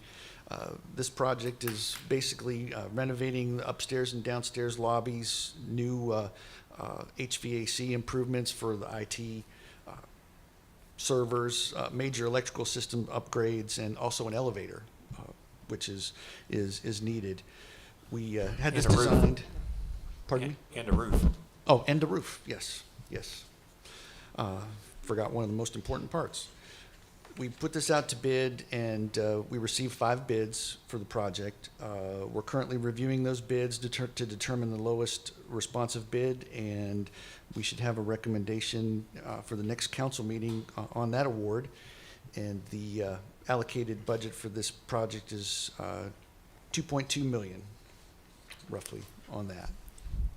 Were there any questions on that project? So you'll be back to present all of that at the next meeting? It won't be in the consent agenda or anything? Okay. Correct. We'll do it Okay. as a new agenda item. And That's good. just so Dave, since you've already got the bids, did the bids or at least the low bid come in under budget? It was within like a few dollars. Yeah. Yeah, it was very close to It was what's 2.1. budgeted. 2 point, yeah, what's in the 2.2, 2.27 is Yeah, what's budgeted? 2.27 is the About bid. 40,000 under. Okay. My question is, Wow. to Dave, is we're doing some good things here, and I know it needs repair, I know it need a new roof, I got all that. Is all of the ADA compliant things that you need for City Hall going to be in there, so we don't have to discuss this after, oh my gosh, you should have done all the ADA stuff? Is that all included in here, everything from opening doors to et cetera, et cetera? Yes, we're getting new storefront doors here with ADA push button. They'll be getting new doors downstairs as well, and the elevator is going to be a major issue to bring us up to compliance with ADA. The rest of the building, was looked at during the process that we had with ACP to go through and find all the things that are not ADA compliant, like in the restrooms and things like that. There'll probably be issues with door handles or something like that. That is not part of this. So we'll still be coming back to do some of that kind of stuff, like lower door handles, so, because they're in a wheelchair, things like that. Yes, yes. Anything in the Was lobbies. it reason for not being included in this, or is it just something that there's money to be spent on that for another budget? This design was done before the ACP study on all the city facilities. So any of those items that they found in there will not be included in here, but anything that we touch, the lobby, the reception area is going to be ADA height now. All the things that we're redoing, yes, they're going to be ADA compliant. And ACP's doing the work on this? They did the ADA study on the whole building. They did the ADA. Now, who's the architect involved in this? CPL. CPL. And I guess basically too, I want to say this is pretty much touching every forward-facing area we have, as far as the two lobbies and the elevator, and getting the, like you said, the heights of the counters. So a lot of the stuff the citizens interact with in City Hall, this is gonna. Okay, good. It's gonna touch. Except bathrooms. That's what he said. Okay. Yeah, we're not touching the lobby bathrooms, but we have ADA sinks and stalls and all that stuff in all our public bathrooms. We should. I haven't Yeah. I haven't read the whole report yet from. They haven't submitted their final draft yet, but any of those other ancillary things throughout the rest of the building, some of those we might be able to take care of with our staff and whatnot. So yeah, this project itself was limited in scope just to those areas and not the whole building. And it's all ARPA funded. Yes. Good. Are you anticipating shutdown of City Hall at some point? Yes. You want to talk about that real quick? Dave probably knows more than me with what maybe the plan is going to be. The goal is to keep City Hall functioning through the whole process as best possible. The plan is to take court and move them into temporary office facilities in like a nice trailer or whatever outside over by the gravel parking area. So they would be continuing to work there throughout the whole process. Judge Collins knows this? Yeah. Yes. Yeah, okay, just Got a checking. good plan in place. Got it. We're not going to hold court. It's just for them to work to, people coming up paying citations. Okay. Yeah, we would be disrupting court if we were hammering and doing all that stuff while they were trying to do court. So the plan is to move them to 1 day a week, to Fridays only, so that our contractor can work without having to stop in the middle of the week and so far. And then they come in through that door. Mm-hmm. Oh, interesting. Oh, And okay. they'll have a space gonna use blocked to be able to get to the restrooms for the people that are at court. Thank you. And then What's- for What's the time schedule once you drop the green flag? How between that time and when you're done, how long is that going to be approximately? We have anticipated, I think we gave them a time frame of 12 to 18 months because there's all kinds of issues with ordering electric switchgear. It could be 6 months before we get it. It's crazy sometimes with ordering things, like how long would it take for us to get the elevator, all that. So we gave them a long time to do this project. But we interviewed the lowest bidder currently, and part of their plan is that they will get us a detailed schedule as to how they want to move things around. Like when we do the upstairs lobby here, we're gonna have to move those folks downstairs into the community room. Like the receptionist will move down there, so we'll have signs telling people to go down there, if you wanna pay your business license or occupational tax or whatever, those sort of things. So they'll give us a detailed schedule as to how that's gonna move so that we can let everybody know well in advance. And then there's opportunities as well for folks to work from home. In some departments, like when the roof's going on, it may be noisy, smelly, that sort of thing. We'll have some folks work from home, and then we've got other things in the bid as far as fans and extra circulation and all that stuff. So it's going to be a process. It's not going to be without its challenges, but we'll get through it. Okay, any other questions? Anything else? All right, very exciting.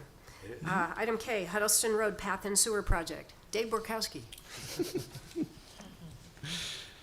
Okay, this is another SPLOST project where the plan is to construct a multi-use path down Huddleston Road, as well as relocating, or not relocating, but building new sewer lines to serve all those industrial parcels in that area. We've worked with the Water and Sewer Authority. We have an agreement with them that we're going to do this as a joint project. They're going to pay for all the sewer work and design, and then we're going to pay for the roadway work, anything to do with the path, anything that's not sewer related. So the first step in this process was to secure a design consultant that has experience in all this stuff, because we want this done right. We sent out RFPs, and we received 5 proposals. We're in the process of reviewing those right now, and we haven't gotten to a short list yet. The plan is to get to a short list of these companies, and then open their price proposals, their hourly rates, and then factor that into the selection process. We want to have an interview with the top 2 or 3, and I don't think we're not going to be able to get that done before next Thursday. So we will probably come back to council in the first meeting in June or the second meeting in June, it depends, to present the firm that we feel can do the best job.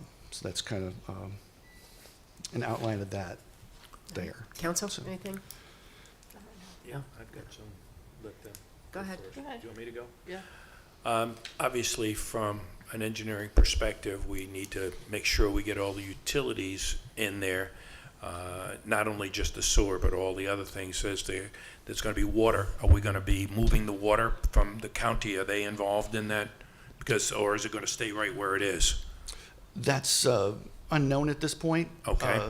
Part of the process is they'll be doing what's called a SWE, a subsurface utility engineering process, where they'll be locating everything in the right of way and determining what needs to move where when we get to that point. And it will include not only the usual things of the utilities, electrical and gas and water and all, et cetera, telephone, but I'm sure things like fiber, particularly that's current technology, other than streaming through the air, but, you know, fiber is still pretty active. Any other utility things that you can consider are going to be going into that roadway, so you only got to dig it up once? You don't want to dig it up more than once. You want to put it all in once you make that big ditch down Huddleston Road. That's correct.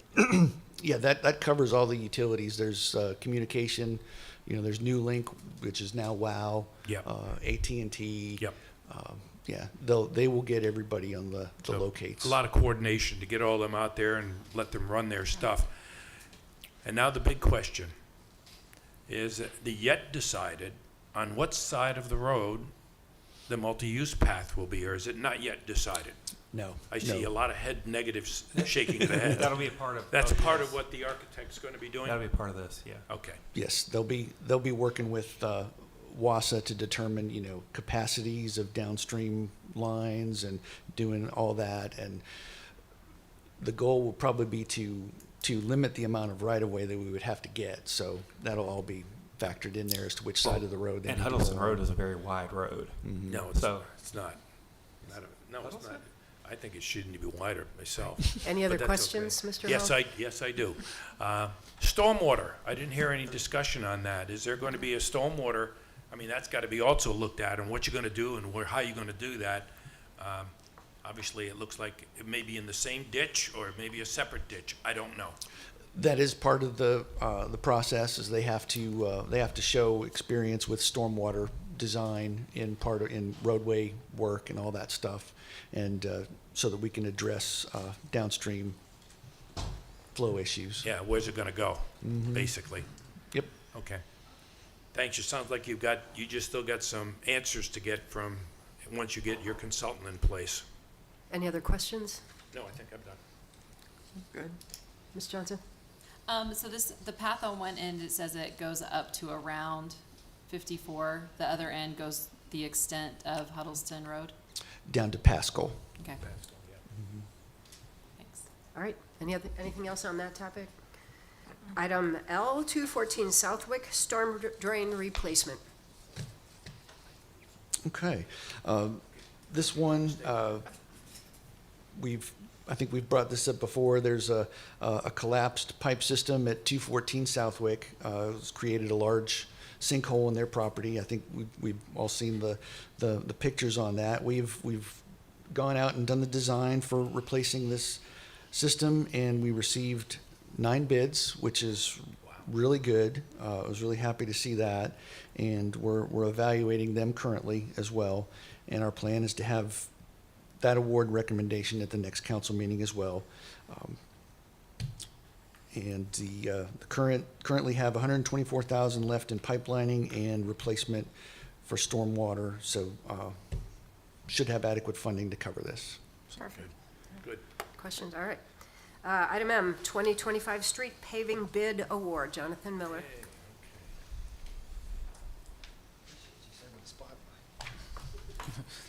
Good morning, Mayor and Council.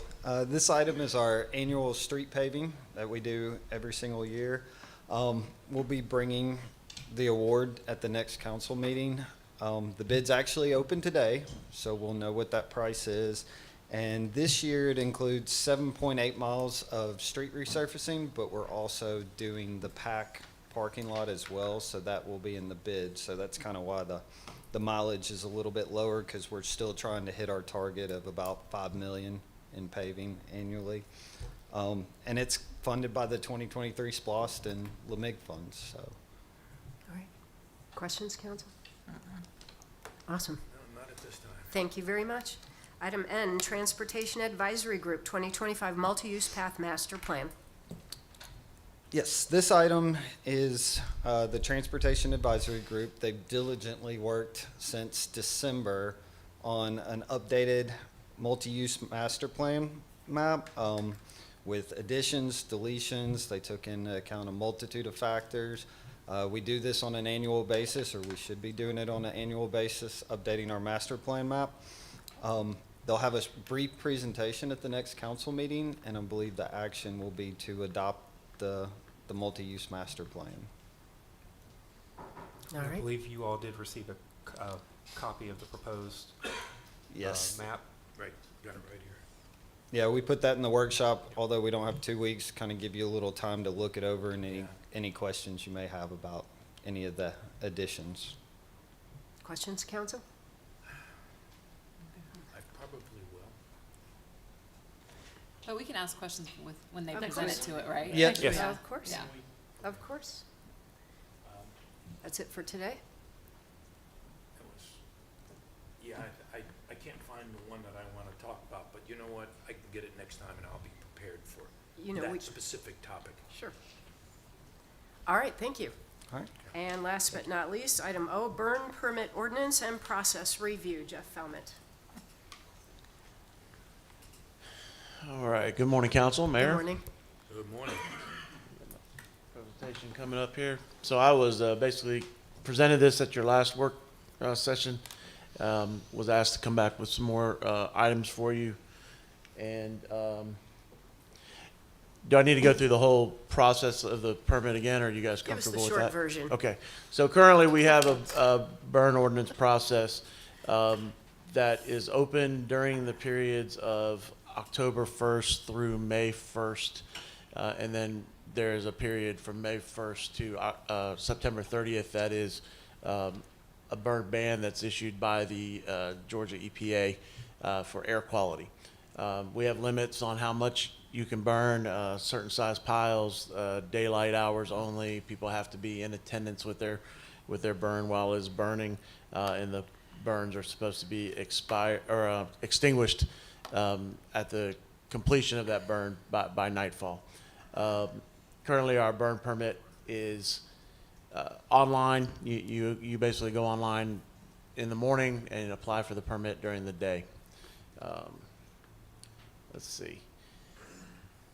I was asked to go out and look at some other agencies, other municipalities, other counties, and find out what they are doing. And basically, we found that it's a gamut.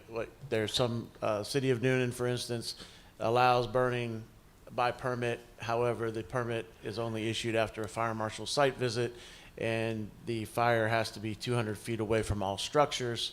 City of Fayetteville basically copies the way we're doing it right now with burning with a permit. City of Griffin has no burning and no permits are issued, and City of Fairburn basically copies us. So there's a wide variety of things around municipalities. Most counties allow burning, whether it's with a permit or they just allow it with no permit being needed. And the one thing that most counties used to do is they would require the permit to be obtained through the Georgia Forestry Commission. However, Georgia Forestry stopped requiring permits in 2021. So Georgia Forestry basically allows you to burn during the periods that the burn ban is not in effect without obtaining a permit. You just have to follow the rules and guidance that are on their website. So gave some numbers out last time, and I was asked by Ms. Brown to kind of give you the most recent 12 months.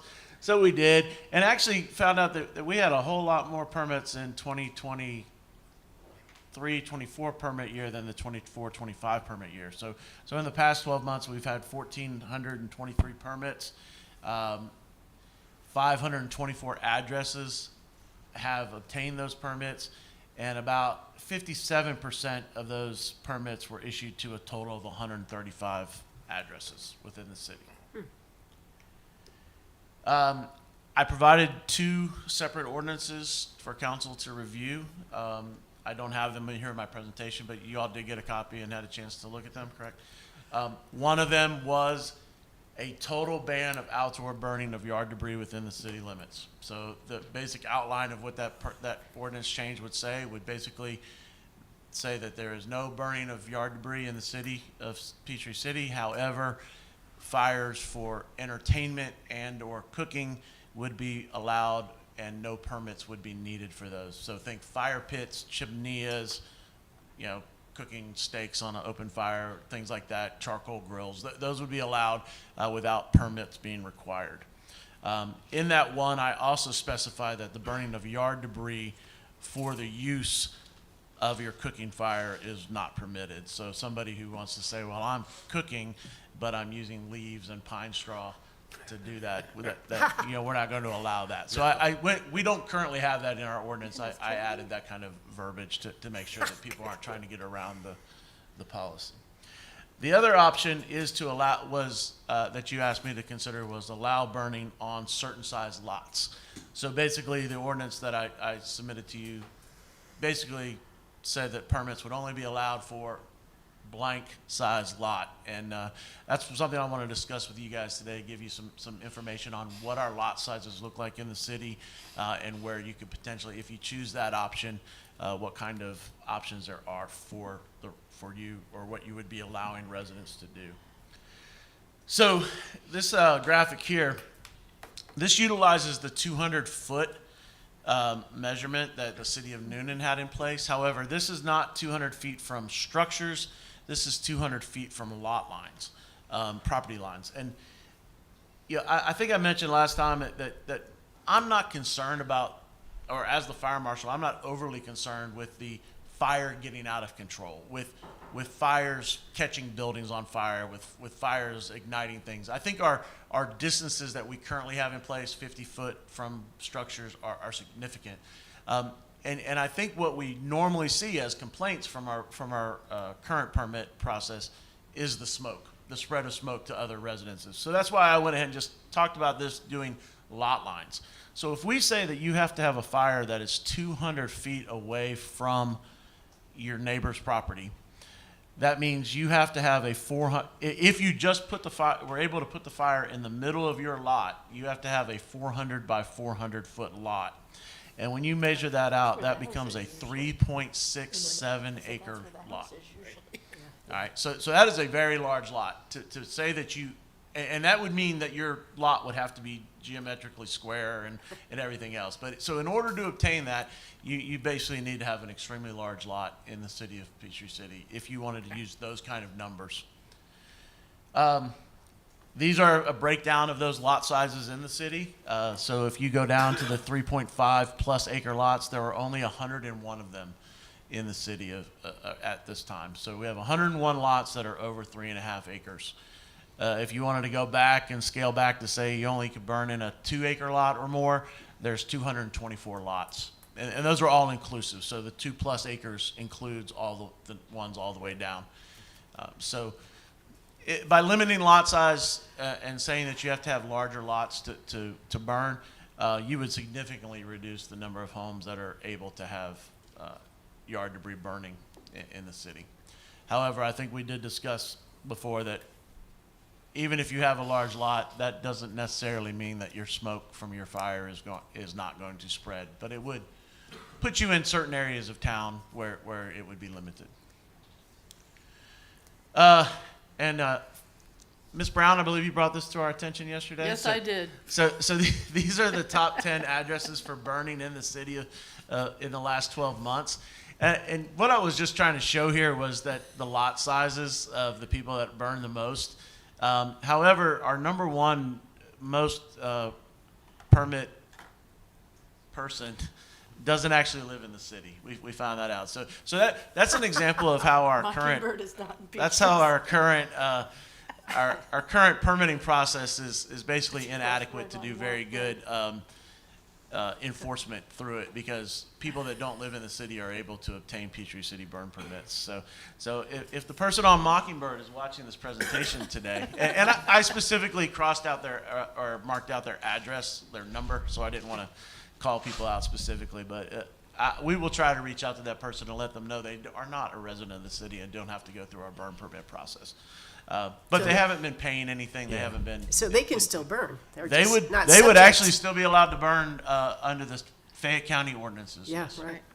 So that is our number one. But basically, if you see here, we've only have 2 lots of our top 10 burn permitting people that are even over an acre, and one of them doesn't even count. So most people that are using our burn permits are in less than acre lots.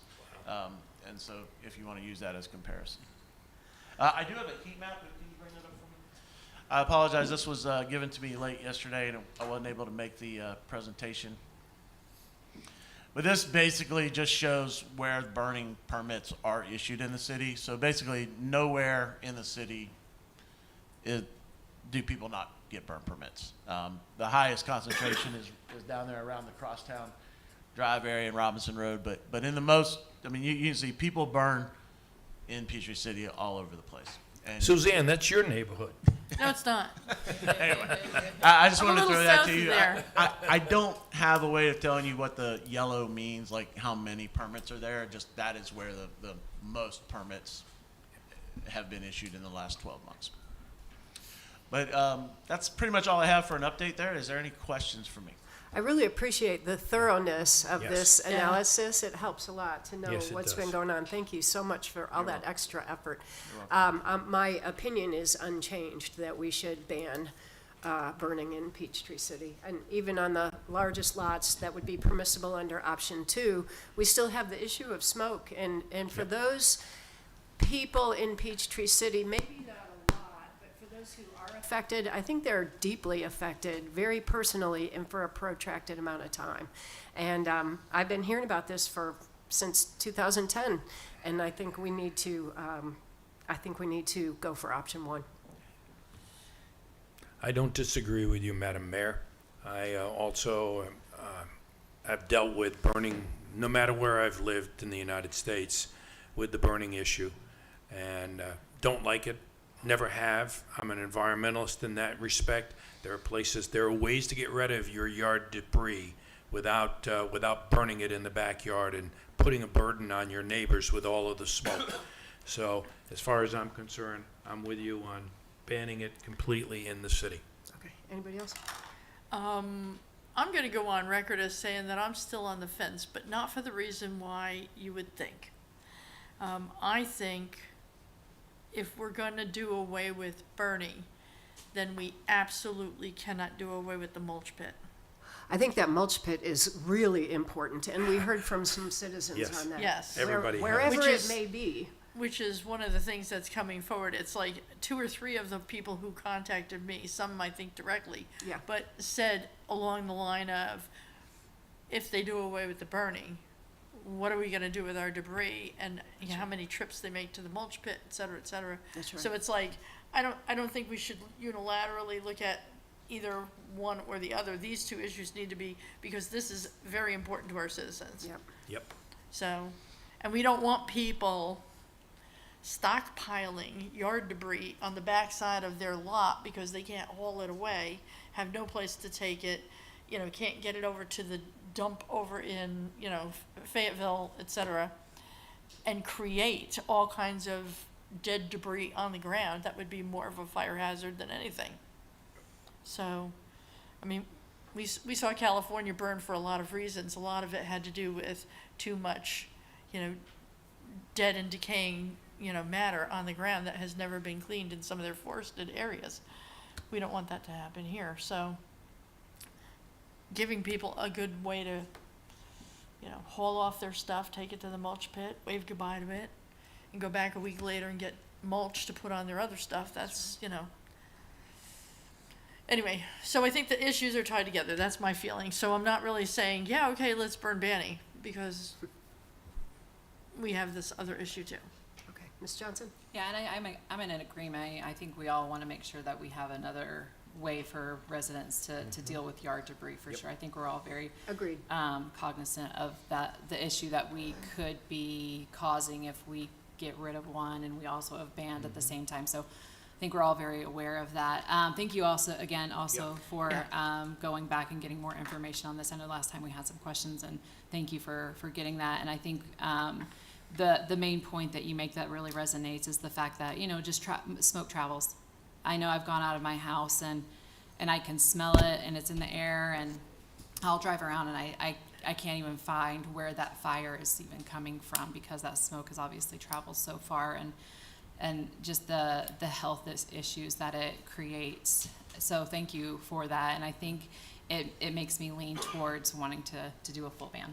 Are you ready to put that on the council meeting agenda next time, council? I am. I am. Yeah, I would say yes, I could move forward with that. As long as we swear we're not doing the mulch pit. Well, and thing. let's Well, look that's at. gonna be part of the discussion. Well, and it's Yeah. not part of the discuss, well, it's a separate discussion, and it is very Yeah. necessary, and you're right. is. My point I want to make it now is that this starts effectively October 1st. Yes, correct. We are currently in the period of the EPA ban, so burning will not be able to resume until October 1st. So let's remember that as it stands right now, 6 months out of every year, our citizens have to use the mulch pit or haul to Fayette County, either way. So I think your point is very Yeah. well taken. I don't want to diminish that at all. It's an important conversation to have. I know we'll be having that conversation when the pickleball conversation comes up. Right. It's like a big old set of dominoes. But I think we've agreed today that we want to put a burn ban on the city council meeting agenda at some early convenient time. Okay, I will clean up, make sure I get you a good copy of the proposed ordinance for option number 1, and have it to you guys for review prior to the next council meeting. Thank you, and I want to thank, It with has that, to I go- want, Has to go to planning though, too, doesn't it? It's an ordinance change. No, I don't. Doesn't It's it? not No. a zoning change, it's not. It's no, not a no, zoning. It doesn't need to go to Okay. planning? Okay. no. I will submit it to planning for review, and we did have some, the fines and fees, people wanted to clarify some language in there, so we'll make sure we get it clarified for right. as far as enforcement, but we'll have a good copy. So the one that you have is basically a draft. We will finalize that and put it in front of you before the next. Can I ask one question real quick? Yes, ma'am. I appreciate your comment about saying people using dark yard debris for, and saying that they're cooking instead. How do you know whether they are or not?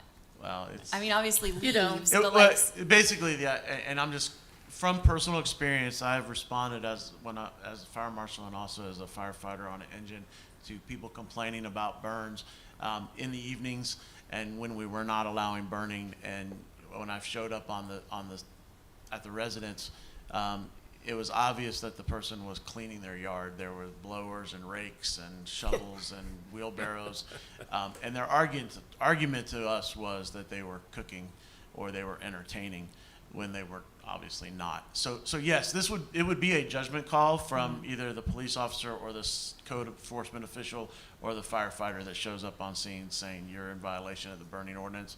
But we're just going to try to prevent that by saying, no, you can't put a bunch of pine straw in a burn pit and light it on fire and say you're cooking. You have to use wood or charcoal or something other than that because we're trying to prevent smoke. yeah, and that's we a don't lot want- of smoke that comes from leaves. But the So pine that- straw is that's- just yes. kindling. Yes, I understand, and it is a lot of times going to be a judgment call on the persons out there, but we just want to try to get the language as comprehensive in the ordinance as possible to make that interpretation easier for the enforcement officials. Thank you. One more comment, to thank you for what you're doing here. I've gotten a lot of responses from people to say this is great that you're moving forward on this. My question to you is, do you need the time? Do you need a couple of months to put this together? Get it to plan, the planning commission, go through, all the things in the fire area before it comes back here? I don't Because think we've so, got sir. 4 months before the ban. Yeah, I don't think so. Yeah, I it think goes away. I will. My goal is to get it on your agenda for your council meeting in May 2 15th. weeks, and if I can't, I will. Oh, I'm sorry. 1 week. It's 1 week. And I also want to add, Ted has also reviewed this. We've also had Marcia review it because if someone did violate. So all of the parties that need to review it, it's not in the zoning ordinance, so it wouldn't have to go in front of planning, but if you also choose, we can send it to them. But this is not a zoning matter. Yeah, so everyone's reviewed it. Marcia's comment is the one that I need to work on. But other than that, I was not given any request for changing. So it's pretty much done, and I think we can put it on the next week's agenda. Are you good with that? But doesn't it have to be a public hearing, though? No, because it's not in the zoning. There's no Okay. zoning Okay. change. Wow. Okay. But if you all, we are gonna put it on the consent, but if you all want to discuss it further, we can add it to the new agenda instead of consent. We It's gotta up Is to there you. any reason why we couldn't do a public hearing? Because I have a sneaky suspicion there may be some people who want to like voice their opinion. I realize we've had people say we want the burn, ban. We've had other people basically contact us and say, don't burn, stop the ban, don't stop the burning. They want to be able to burn their stuff. So, I mean, If you all put it on the new agenda, you can open it up for comments, and then also remember now under public comments, anyone can speak on any items as Okay. well. So We you can have do both that. options. We'll do that'll that. work. Anybody who's got an interest in this needs to follow when it goes on the agenda then. Yeah, Okay. yeah, that's good. That's real good. And with that, I want to thank our littlest politician for Yes, coming today. thank And you. you stuck it out on a long morning. Thank you for being here. Thank you. We'll put that on a council meeting agenda sometime very soon, so when October 1st hits, there will be no more burning. No more burning. Thank you. Old agenda item A, 11214, CAC Capital Improvement Vehicle Purchases. Good morning, Mayor and Council.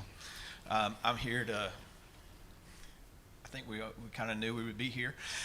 So on November the 21st, we brought all of the CIP vehicles before you, and we told you that if one of them went over budget, that we would come back and explain why it went over budget. So in true form for Ford, they had stopped making the Explorer that we were going to purchase, and it was because of an engine issue. So our vendor went into overdrive trying to make sure that we would get one. And basically, they cleared all the vehicles of the engine issues that were on the lots throughout the nation. So we found one of the vehicles, and that vehicle wound up being $1,463 over the initial request. And basically what it was, we had to move it from Ohio instead of Pennsylvania, where it was originally coming from, and the paint on it is a different color white, and Ford charges extra for it. So all said and done, it is 3% over, which is inside the contingency.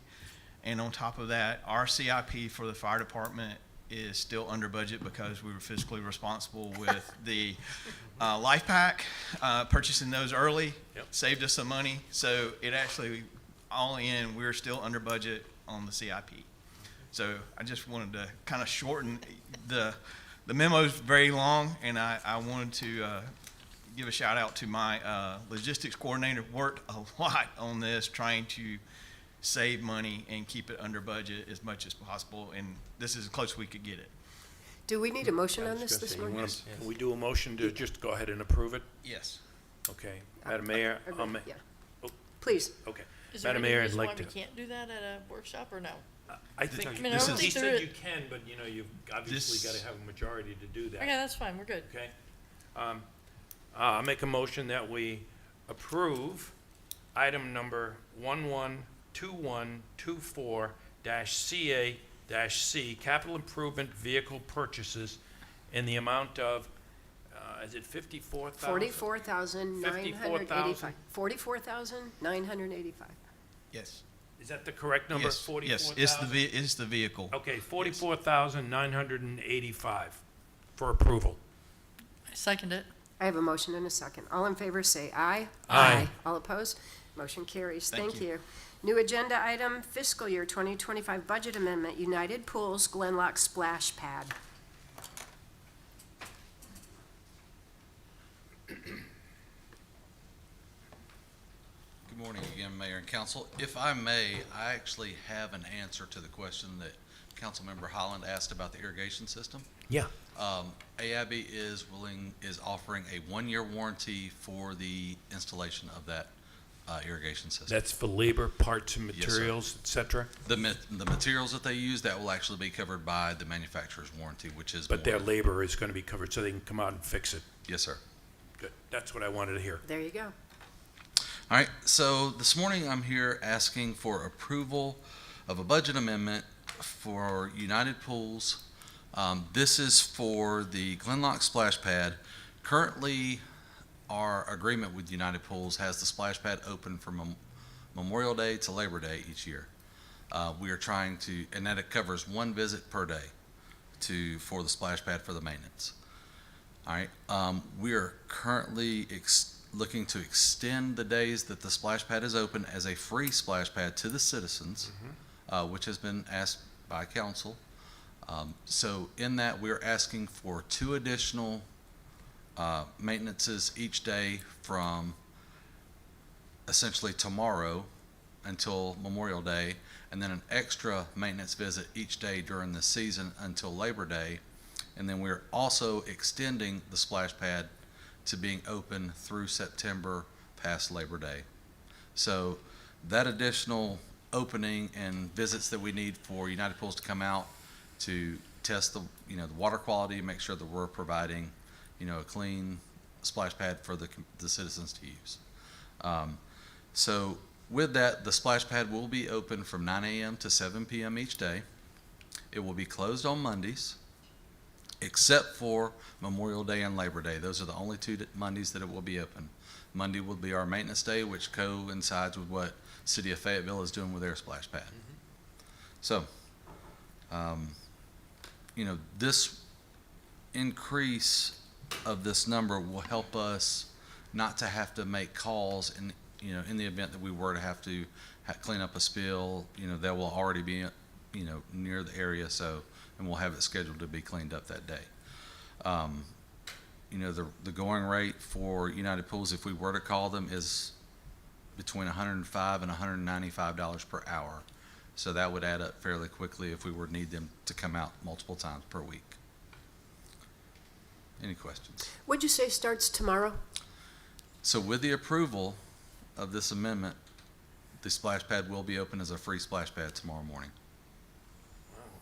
Hello. I love it. I've been following this. Yeah, awesome. Awesome. love On Saturday, May 24th at 11 o'clock, the city will be handing out popsicles. Yes, ma'am. An opening of sorts, right? From 11 a.m. to 1 p.m., we will have the grand opening of the splash pad. What day did you say that's on? Saturday, May 24th. Oh, May 24th. Okay, Yes, ma'am. thank you. But you can go a lot of days before that. Yes, you can. We're just going to do Well, it appears now that it's going to be open for 5 months as opposed to being open for like 3.5 months. Is that what I'm reading? Because you didn't open it during the months of May and the maintenance in September. So we've added 2 months to that. So we're now open for 5 months. Is that the appropriate amount of time for swimming and, cavorting around in a splash pad in Georgia? Yes. Yes, sir. Weather-wise, that's a good time? Yes. Okay. Yes. I'm good with that then. Thank you, Harold. You're welcome.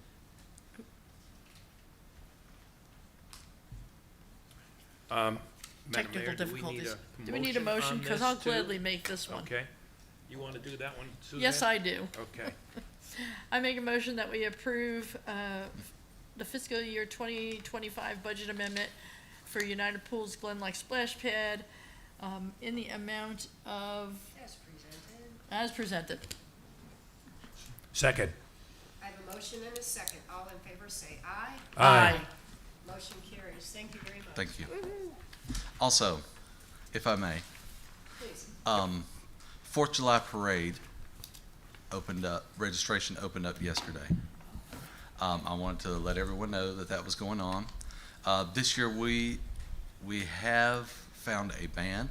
The Georgia Mass Band will be in our parade this year. Thanks to Miss Julio has helped us locate this band. So, I just wanted to let everyone know that parade registration is open.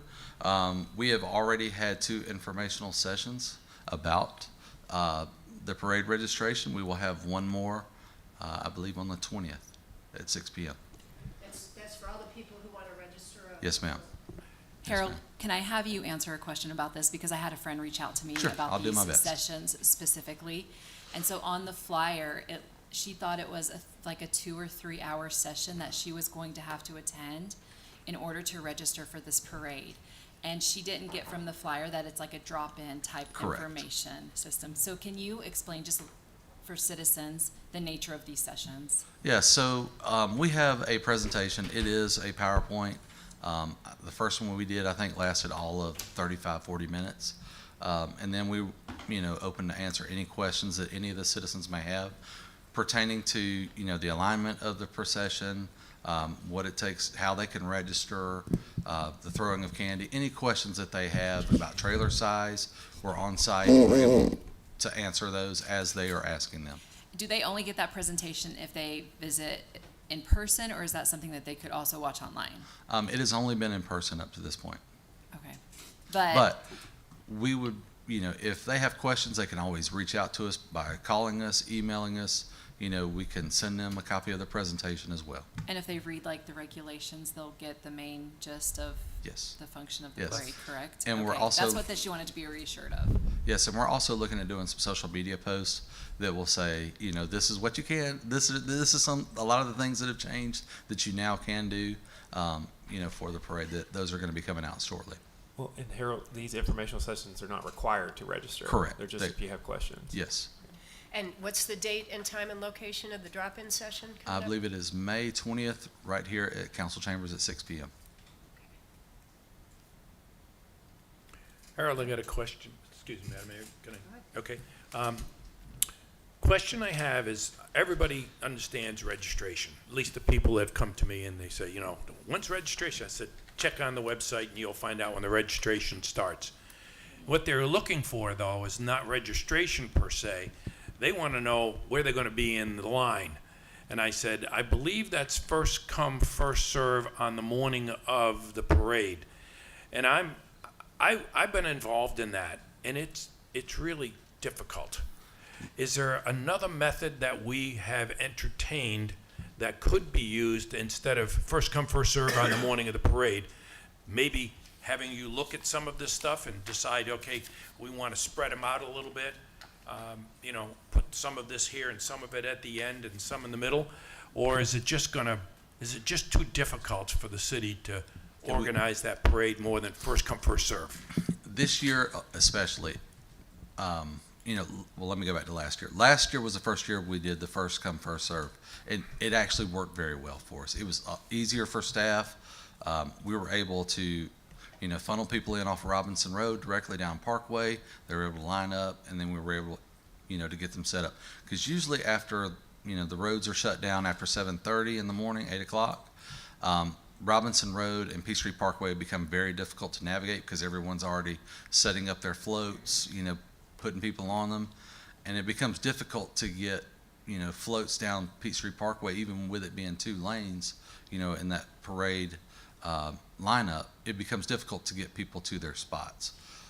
Last year, with us doing it first come, first serve, we were able to check them in multiple times, make sure that, they were there. We pulled them up as close as we could, and we started backing them out. And it worked very, very well for us.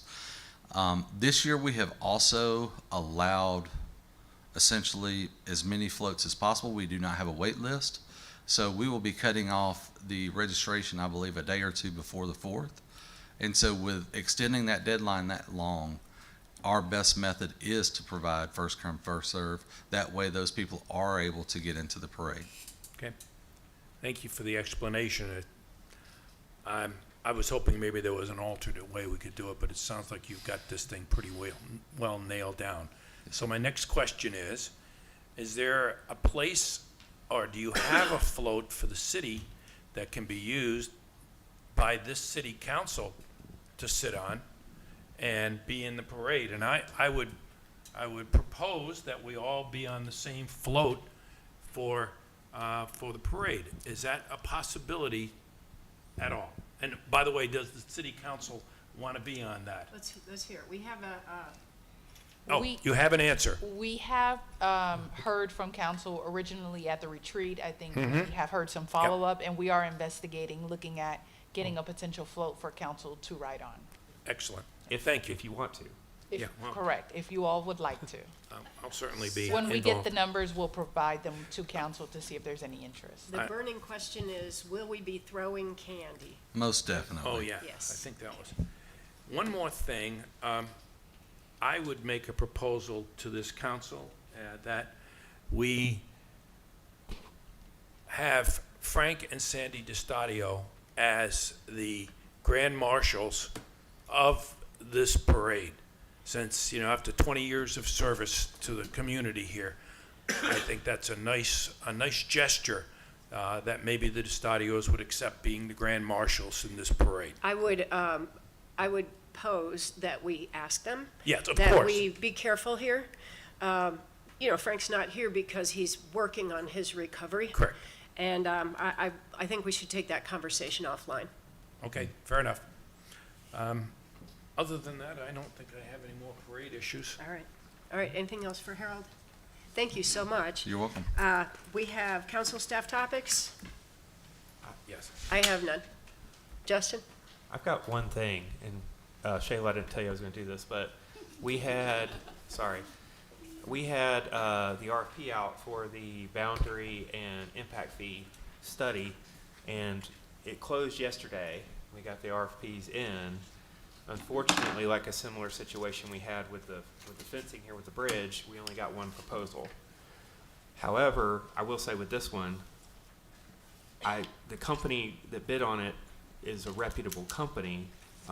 We don't know the price yet because it was an RFP. We don't open those until we evaluate the actual proposal. But I guess I want to bring it up to council because I don't want to waste time reviewing a proposal if there's only one.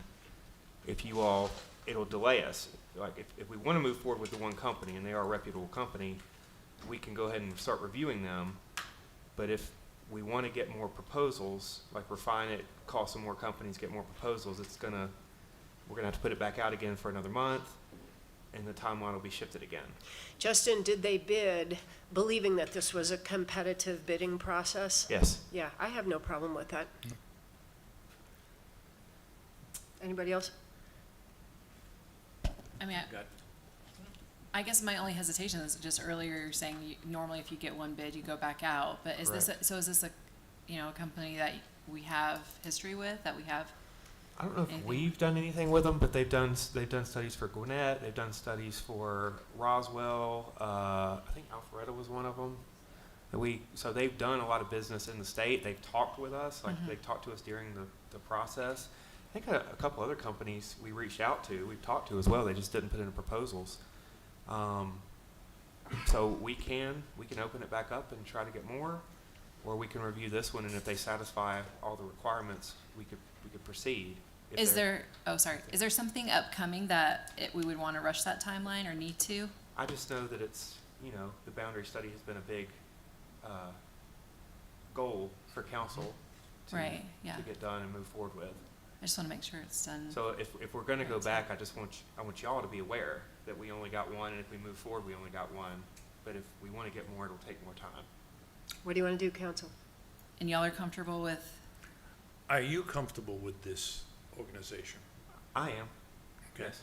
And I've never been involved in this kind of going out for bid on these kinds of things. Does the cost seem reasonable for this type of thing based on what we did back in 2014? Because there's got to be a cost back on that time. That was the last time we did it. So with RFPs are different than bids. So bids, you open it up, it's the price, who's the lowest bidder wins. Okay.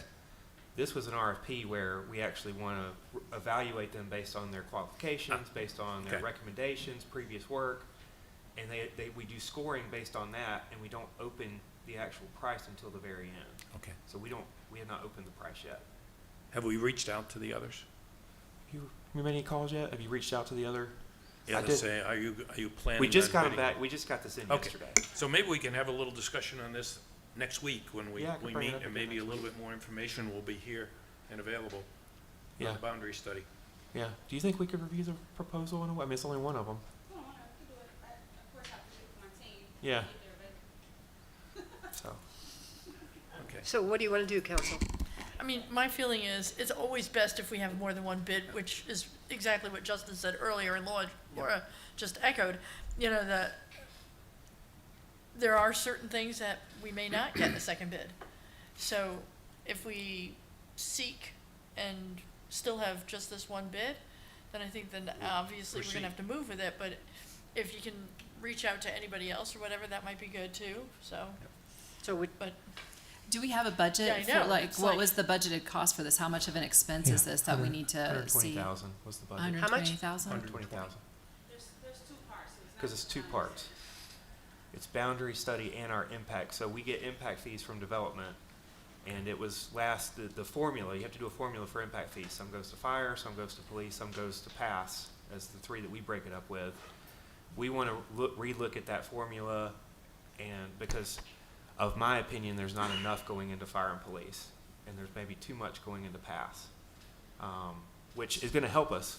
Like, that's actually going to help us with some of the path projects we have right now. But we want to have the consultant look at our impact fee formula as well, and see if there's things we're missing with it. And But you're saying you don't know the cost for this one yet? Not yet. no, we haven't opened the cost yet. But the budget number is 120,000. Yeah, I guess I would feel more comfortable if it comes up under that budget, but if course. it's over, then I would say, Yeah, let's keep looking. I would agree with that. So you'll know by next week. I would definitely agree with that. Okay. Hopefully next week you'll have a few more phone calls and things like that. You may have a little more information next Thursday. Yep. The Okay. information we're asking for next Thursday is what is that bid, so that we can understand whether it's reasonable and under budget. Is that correct? Yes. Yeah, it's not, are we gonna And if call they other meet- companies? Well, It's, and let's if- look at the one we have, and if we find it reasonable with a company Justin's comfortable with, then we're fine with Yeah. that, presumably. And if beyond cost too, if they meet our specifications of the proposal. You know, if they- Understood. Right. If they've covered all of it, we're also part of proposals, we always call, we call people they work with, so we'll do all that. All right, Okay. Great. all right. I don't have anything else. Anybody?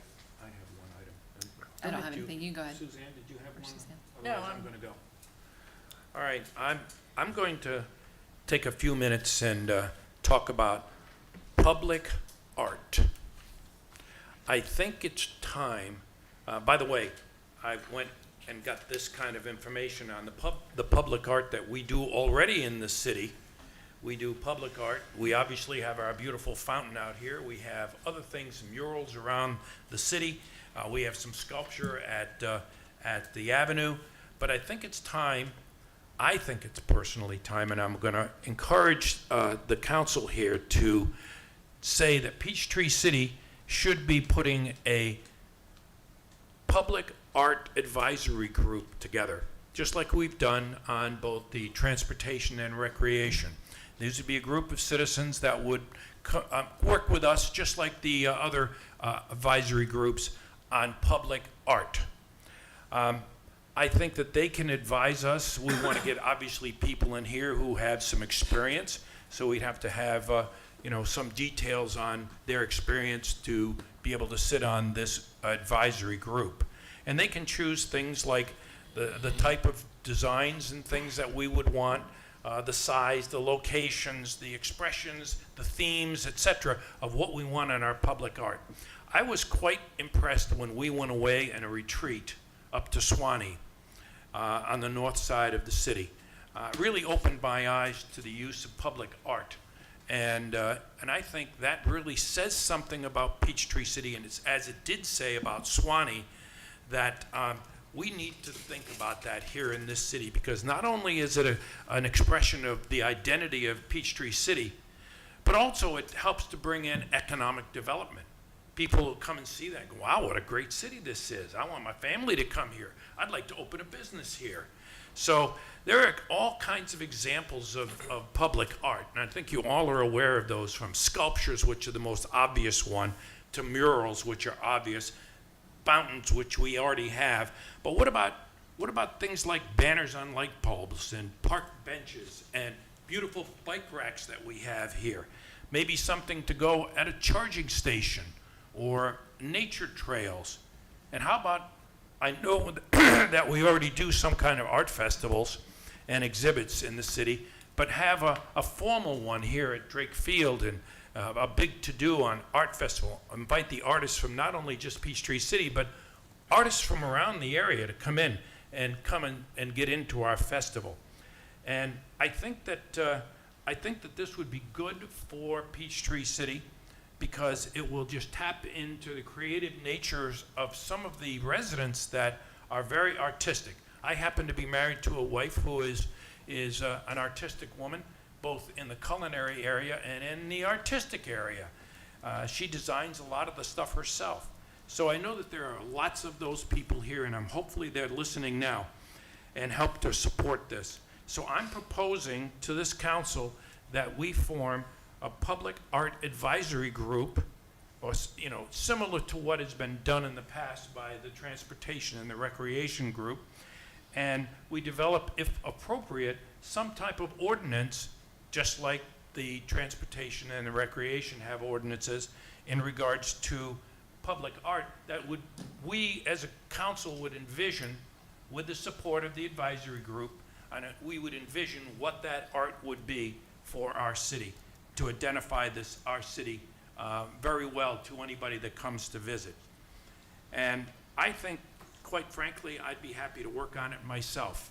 I've got other people in the city who have spoken to me, and they'd be willing to work on this public art advisory group.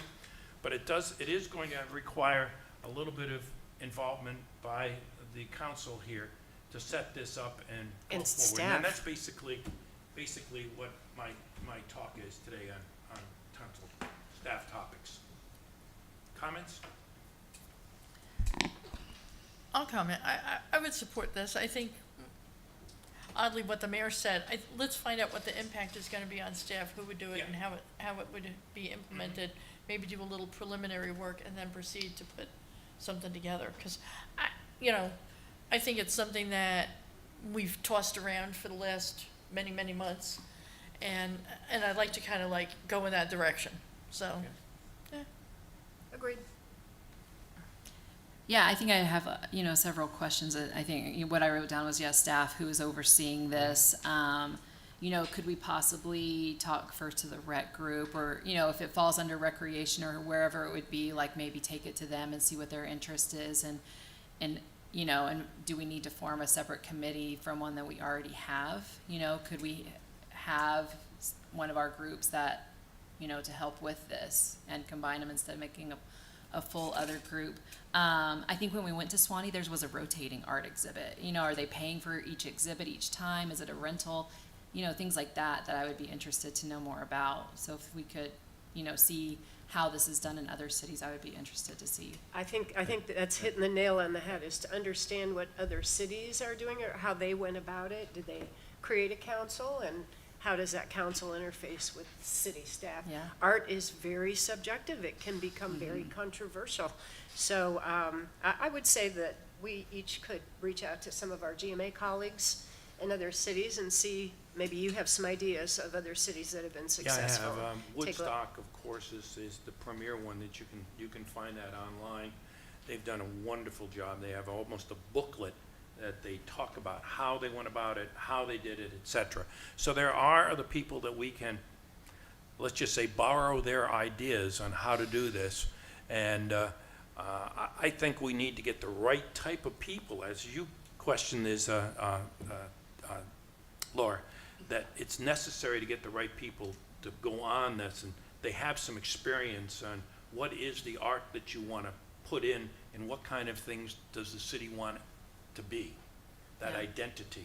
And I think it's going to require not only the individuals as an advisory group, but also the staff. Now, whether that's the recreation department or a new part of our city, I don't know. And that's kind of what you're saying. Where do you put this?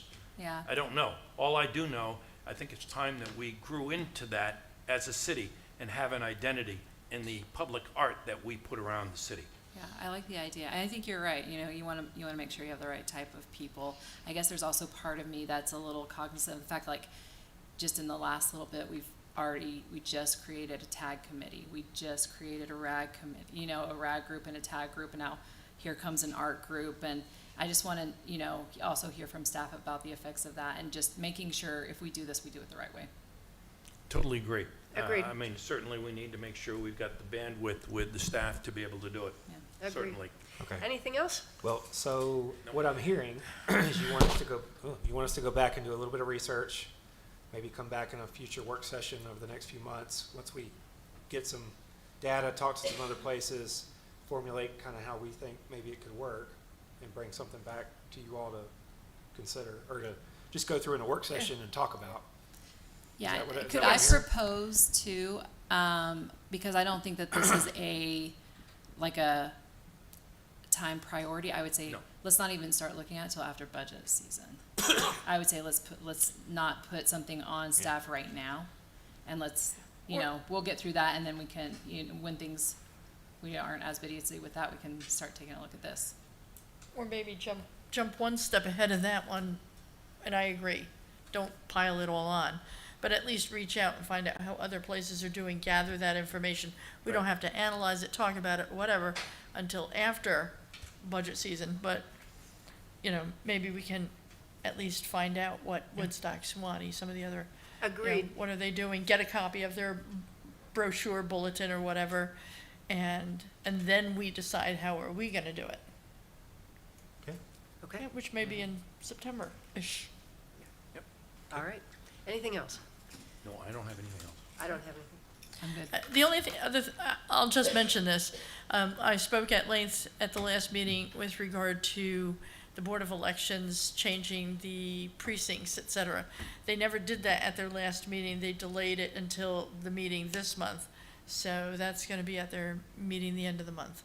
So they're still contemplating combining Wingate and Camp Creek precinct, and which would continue to vote. They both currently vote at Evergreen Church. They would just have one polling location there, though, as a combined precinct that has yet no new name. And the other proposal that they made was that the Braylon precinct would not open on Election Day. People would go to Oak Grove Elementary and vote there. So Oak Grove and Braylon would be both voting at the Oak Grove Elementary School.